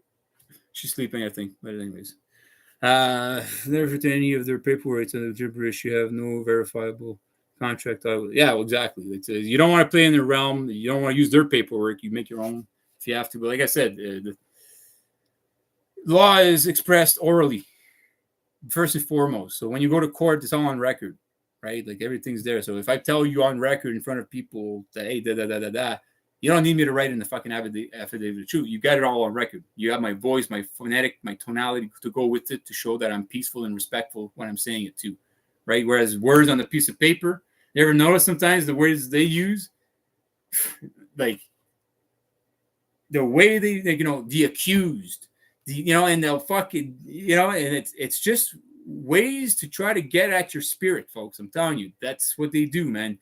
All the words they use, I've noticed all the paperwork I was getting, man. Like I was like, wow, like they're going to war on paper, man. Like you could see that the terms they're trying to use, it, trying to just fucking. They have no respect.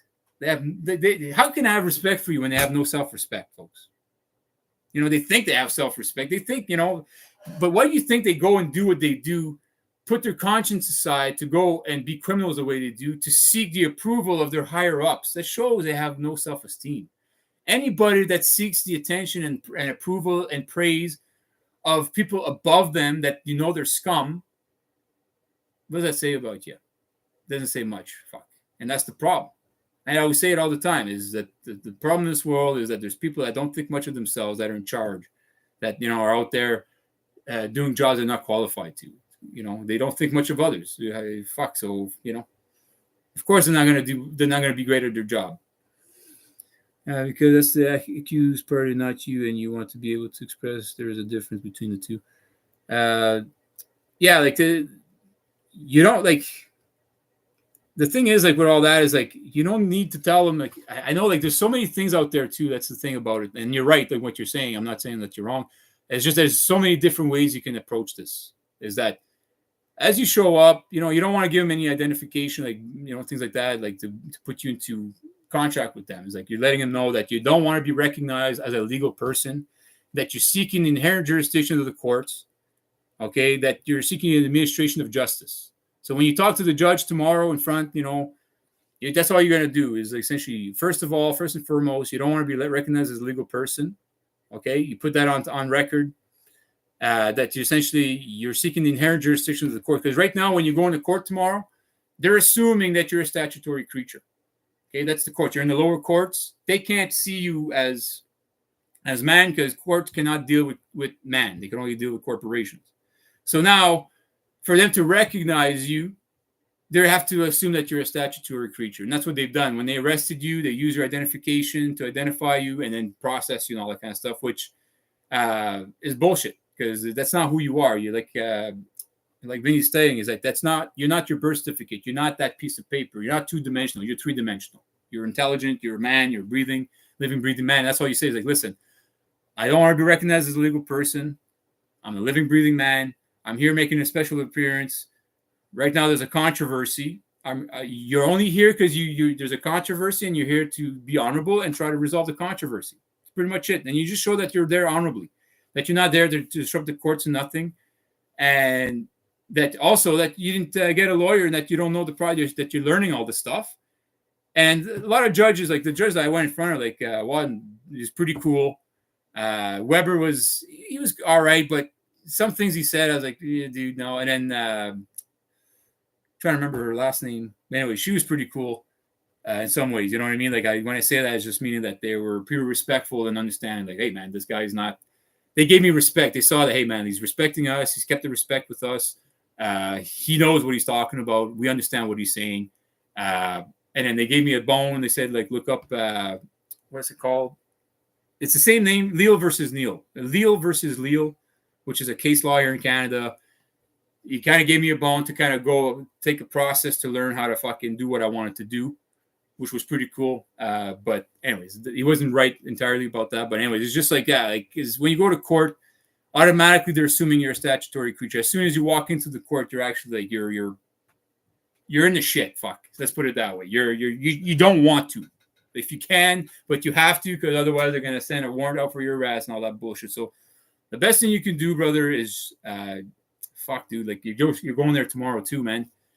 If I would have had like a couple of days, I could have been able to coach you, man, and be with you. If I had to, I would have came down with you. I would have came wherever you are in Ontario. I'd come down to the courthouse and be there as support, brother. Like, I'm like that. You know what I mean? Like, I find the fact that you're out there trying to do something, I think it's fucking bullshit that they're coming at you this way. But again, it's just learning that you didn't do anything wrong. There's no laws against public photography, and it's up to them to prove that you are essentially criminally harassing someone, right? That they have to prove it. What evidence, other than you saying that you saw, do you have video evidence to show that I'm actually going in someone's face and I'm being, obnoxious and I'm harassing someone? Or are you just assuming, hey, because I'm filming, that you thought, but there's nothing to substantiate their thoughts and their assumptions, right? That's what court's all about, folks, is assumptions and presumptions, and what evidence of fact you have to back up your assumptions and presumptions. That's all you got to do, is just ask those questions, my friend. Just boom. They're making assumptions and presumptions of my intent. What evidence of fact do they have to back their claim that that's what my intent is? Because again, it's what is it called? Their criminal intent. It's what's the Latin term? Fuck. Anyway, I can't remember. But anyways, it's just essentially they have to mens rea. That's what it is. So they have to prove that you actually have the intent, right? So they won't be able to prove that because that's not what your intent was. You're just there filming, And you could just tell to the judge, hey, I'm just filming in public. I don't understand what is it about the way I was filming that makes it that they feel threatened. If there's something, hey, like we'll talk about it, and I'll apologize if that's what they felt. You know, like just to show that you're not there to fucking cause controversy or nothing like that. You know what I mean? Just like you're honorable, that you're respectful and loving, and you know that the cops are making a mistake and they're misinterpreting your actions, and that they need to provide the evidence to back up their assumptions and presumptions. And the judge is not going to be looking at you like, unless it's a piece of shit, but I'm pretty sure he'll respect you and say, yeah, like, what the fuck are we doing here? This is not a matter of public interest for them to charge you and come at you with this, man. This is actually going to be detrimental for public interest because now they're telling, oh, well, now they're going to make people scared to engage in freedom of the press when it comes to our public officials. Okay, what kind of fucking message is that, right? So, year of both parents' births changed by 1 year on my birth certificate. Mom was born in 56. It says 57 now. Really? Okay. That's by showing up your consent to their jurisdiction unless you know how to express your rights. Well, exactly. That's right. You got to know who you are, man. That's the thing. That's the thing out of Canada. That's like right now, unfortunately, you don't really know who you are. Okay. That's just the truth. So unfortunately, what you have to do right now is you kind of have to play in the game in the Holy Roman Empire right now, like under their thing, because you are under contract in some way. You don't really know who you are at this point. And so, but you can express that to the judge, you know, like it's all about being honest, right? Like just be straight up and say, hey, judge, you know, I'm learning the law right now. I'm going out there. I'm just engaging in public photography. And right now I'm being charged with criminal harassment, which that's not the intent. So I'm here to settle the controversy. That's it. Right? Like you're not here to argue. I'm just here to settle the controversy. You know, when you use words like that, they can't hate you. Because now you're showing honor. You're showing that, hey, man, I'm like, yeah, they made a claim against me. Okay. And I'm sure in their mind, they think they're right in what their claim is against me. But I'm here to tell you that, no, they're wrong. And I'm here to essentially ask questions to see, like, what other than just their assumption and presumption makes it that they think that I'm criminally harassing someone. I want to know. Because then I can correct myself. Right? And that's why you want to know. That's why you want the evidence, is to say to the judge, like, well, I'm an honorable man. If someone brings to light that I've done something wrong and they show me evidence, I'm an honorable man. I'll correct myself. I'll change my ways. See? When you do it that way, right, that's how you protect yourself. That's all I'm saying, folks, is that you're coming from a place of love and peace always in your mind. And your mind and heart always show and express that at all times. As much as you can be angry in a state of fear because it is intimidating and you're in front of fucking people that you at any time, like you can say something, you think that you're going to be in jail, and it's a scary fucking thought. It's designed that way that it takes you out of yourself. They're actually at war with your spirit, so you're not really one with yourself, and that they're able to catch you slipping. And when you do, they're going to fucking try to pounce on you. But if you show that you're always trying to be honorable, respectful, and loving, and that you're coming from a place of understanding that you're here to resolve the controversy, and that you're an honorable man, that you'll correct yourself, but I haven't been shown any evidence as to what I've done wrong here. And so if you can provide that for me today, I'll correct myself, and we can talk about this, and we can settle this like men, like good adults, by talking, by mediating.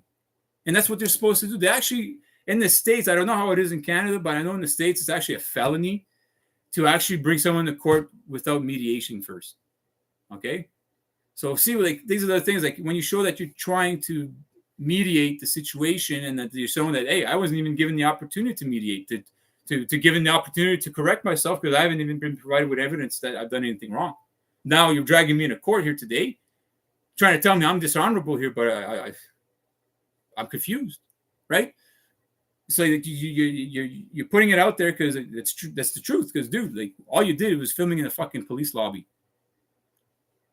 Like, so now, how many other people have filmed in there? So now, because you're doing it some way, now we're gonna start fucking dictating, and we're gonna start making laws of well, because he held his camera a certain way, not it's criminal harassment, but because he held it this way, well, that's not criminal harassment. Well, because the camera was up high this way now, like. You know what I mean? Like, fuck, it's not that we're just going to start fucking making up shit as we go. And that's what I mean. That's how it's ridiculous. That's why there's no laws against public photography. Because see how it opens up a fucking Pandora's box that you can make up all sorts of things of what consists of being criminal harassment, filming in public. You know what I mean? So once you open that up to the judge and honestly, like, see how ridiculous this is, like that, you can make assumptions and presumptions of me all you want, but Even let's say I did have the intent of criminally harassing someone, right? And I go about it in sort of ways, but but if you can't prove it, you know what I mean? It's not about what you know, it's about what you can prove. And again, that's the thing, is that how are you going to prove what's inside someone's head? You know what I mean?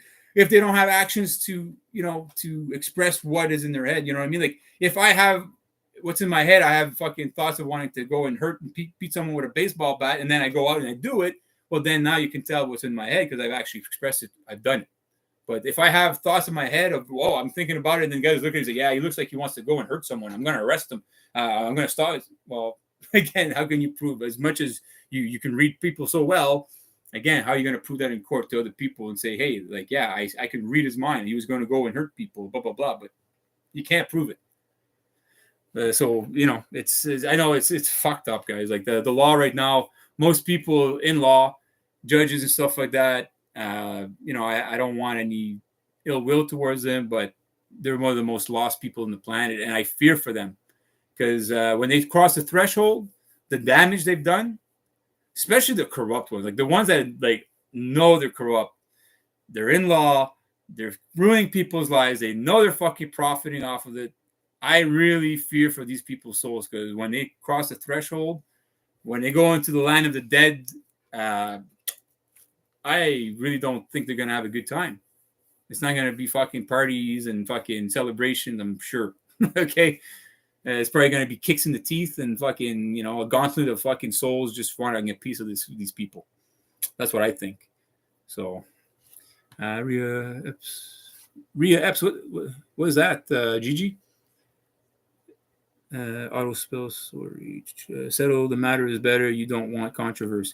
Well, exactly. Like, you don't want the controversy to go further. That's why you say, like, when you go and you say, well, there's seemingly there's a controversy, and I'm here because now it seems I'm part of the controversy, and I'm not aware of what part I've done to create the controversy, but I'm here to listen to you. You know what I mean? That's like, it's just showing that you're on good faith and that you're, whatever. It's like, hey, maybe people have claims sometimes, maybe they're valid. Let's hear them out, right? You have to give them consideration, right? And if they're wrong about what they're doing and they're trying to, well, then it's up to them to offer remedy afterwards, right?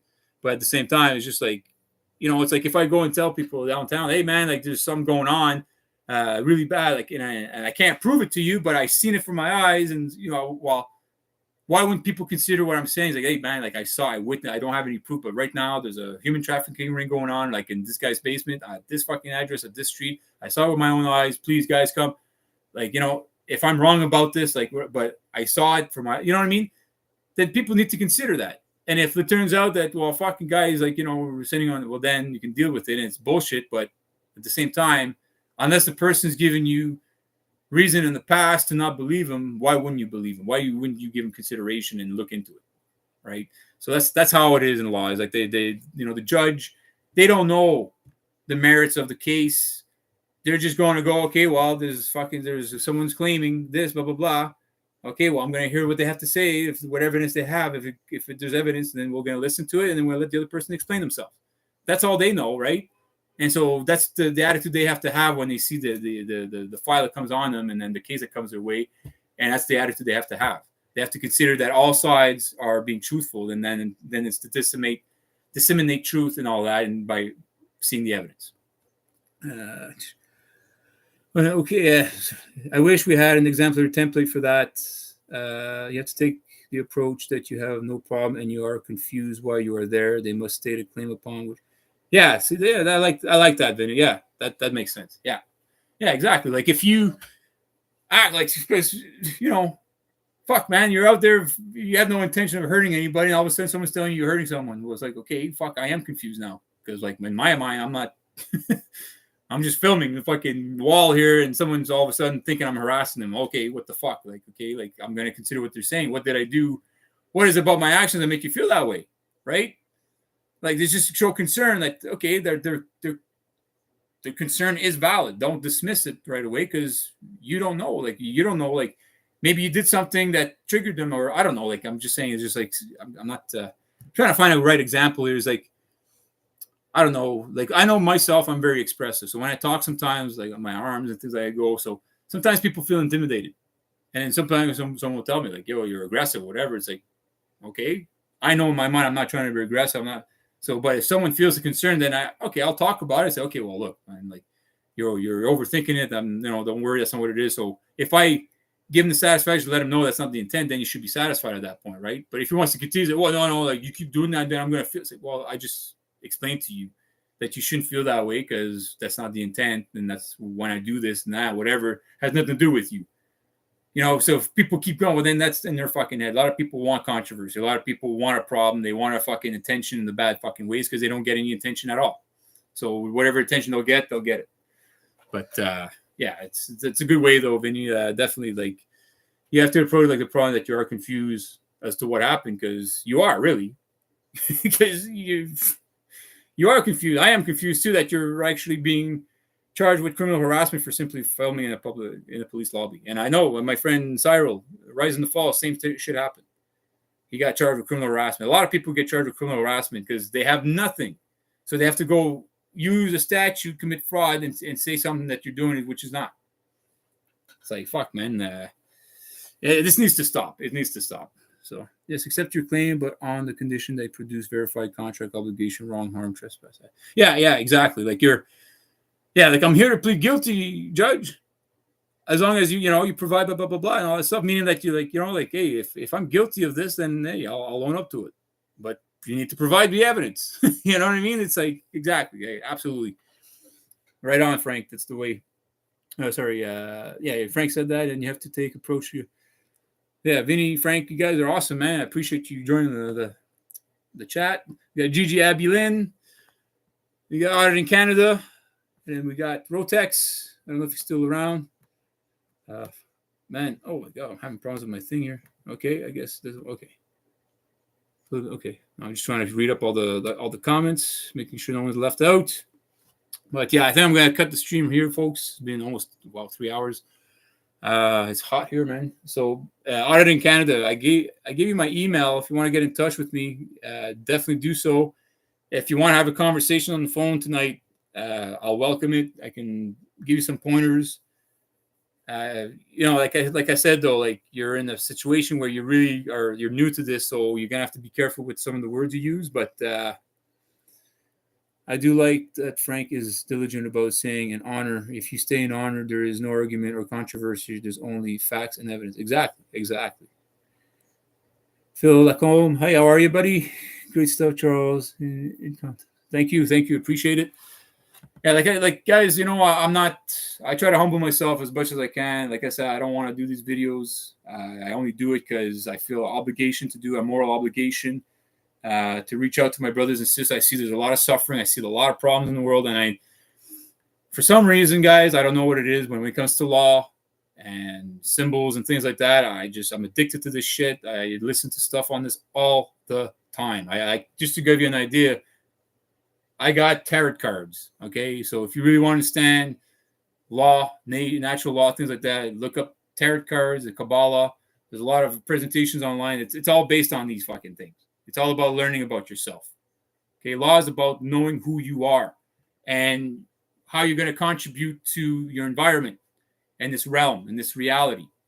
And understanding that, you have, 4 seasons and you have, nature and you have like certain things about us that you can pick up on and be consistent on and be able to read other people. The more you know yourself, the easier it is for you to know other people, right? Yeah, the more you love yourself, the more easier it is for you to love other people and respect other people, right? So that's why it's important to learn the law and these foundations, because especially on the symbolic level, because that's what we are. We are a symbolic representation of the Almighty Creator's energy, His intent.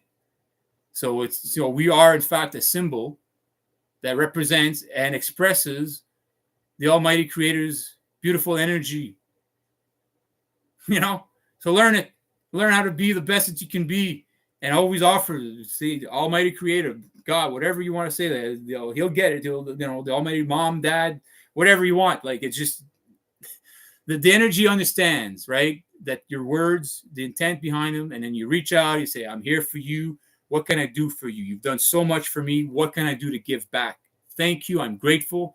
I offer nothing but love, appreciation, and gratitude." and you bring yourself to the highest vibrational state of mind and being, to the point where you're actually radiating. And at fucking now, when you're going out there and you're talking with people and you know who you are, no one can bring you down. And all you can do is, all the people trying to bring you down, in fact, you're bringing them all up to your energy, because that's what you want. You don't want to go down there, because that's what police, they're low vibrational beings. They're in a state of fear, state of perpetual war. Do not feed that energy. Feed the positive energy. Feed the love. Feed the respect and honor, no matter how ignorant, how fucking ugly and disgusting they act in front of you. You maintain that side, and that's how you protect yourself. You go in front of the judge or whatever, that whatever happens in controversy, even public opinion, people will see the video and say, how can you hate this guy? How can the police want to do anything to this guy when he's been so respectful, kind, and awesome the whole time, despite the fact that these people deserve nothing but gunshots? You know what I mean? Like, if you can do that, I'm telling you, you're going to be powerful. I know, I've experienced it myself. I've been applying it. I've been sharing that with people, and that the reason why I've taken so long to be out there on the streets is I want to perfect this system. I want to be the best that I can be when I'm out there, so I don't fucking fuck this up. Because we need all the best people out there to be the best that they can be, know who you are, and express the Almighty Creator's energy in the best way possible. That's it. So, first timer, I'll be back. Well, I hope so, Vinny. Good stream. Thank you. Appreciate you guys being here. The fact that I have people considering and listening to the information I'm sharing, I appreciate that 100%. I hope that it stays with you, and I appreciate that you guys are like engaging with me in the chat, sharing your knowledge. I am learning from you guys as much as, I hope that you're learning from me. And it really warms my heart, and I appreciate you guys. I got nothing but love for you guys. I wish you all the best, and I encourage you to have courage inside of you to find a way to go out there, reach out to your brothers and sisters, and maintain the love and peace in your heart while doing so, to maximize your success. So if any questions you have, you want to reach out to me, my email, I've shared in the chat. I'll do it again. You reach out to me, I'll get back to you. If it takes a bit of time, I apologize. I'm not the fastest, but I will get back to you if you want to talk on the phone, things like that. I've helped people in the past. Quebec Cop Watch, Cyril Carroll from Rise in the Falls. I've tried to reach out with TNT and them, but not everyone wants your help. So just so you guys understand, I'm always out there to try to help people. I don't charge money. I don't believe in that. I think the best currency is love and appreciation and kindness and gratitude, and that's what we need to do, is share that a lot and show that example. And by doing so, man, I'm telling you, we'll take over this world in a great way. You're gonna see all the bad is gonna disappear. I'm not saying that ignore it. It's just focus more on the positive and being the light, and you see all that darkness will disappear because your light keeps getting bigger and better and more brighter, and the darkness will have no choice to disappear. Right? It's like when people say, "Oh, don't be anti anything, don't be anti-war, and just be pro-peace, pro-freedom, pro-love." Just do that. You don't need to focus and be anti-Israel or anti-government or anti-whatever. You're just pro. You're all for these things, and by being those things, you're automatically, without saying anything, you are against those bad things. And then that's it. Let it flow, folks. Let it flow. All right. Thank you. Great time to share. Much love. All right, Frank. Thank you. Thank you for sharing your knowledge and your wisdom. Philacom, never recognized those who low energy vibes. Knew it wasn't where I felt good. Now I recognize that negativity and wide berth. Yeah, well, that's good. That's good that you recognize that. You know that you're aware of it. That's the thing. That's the first thing, too, folks. You got to be aware. Number one, you got to be aware of the problem. You got to be aware of what the fucking situation is, and then you can actually be in a better place and position to be able to take care of it. If not, if you don't know there's a problem, if you don't know there's well, then how are you gonna apply the right solution, right? It just doesn't work. So, all right, let's say 3 hours, man. Wow, I had lots to say. Again, thank you. I love yous. Thank you for listening. I'll catch you on the next time. I'll have more videos come up. I'm trying to go out there. I got Chris, Daisy Media. Check him out. Daisy Media. DACEY. Or it's probably just a Y. But no, it's EY. It's like Darcy, but without the R. So Daisy Media. Check him out. He's on X. So I'll be working with him. He wants to come out and do audits with me. So, yeah. So stay tuned, folks. There'll be some more stuff. I'll try to share some more example, and hopefully I can find some videos of decent constables in Ottawa that can try to change the world. Not change the world, but change things for the best here. That's what I'm trying to do, essentially. All right. One love. Catch you later.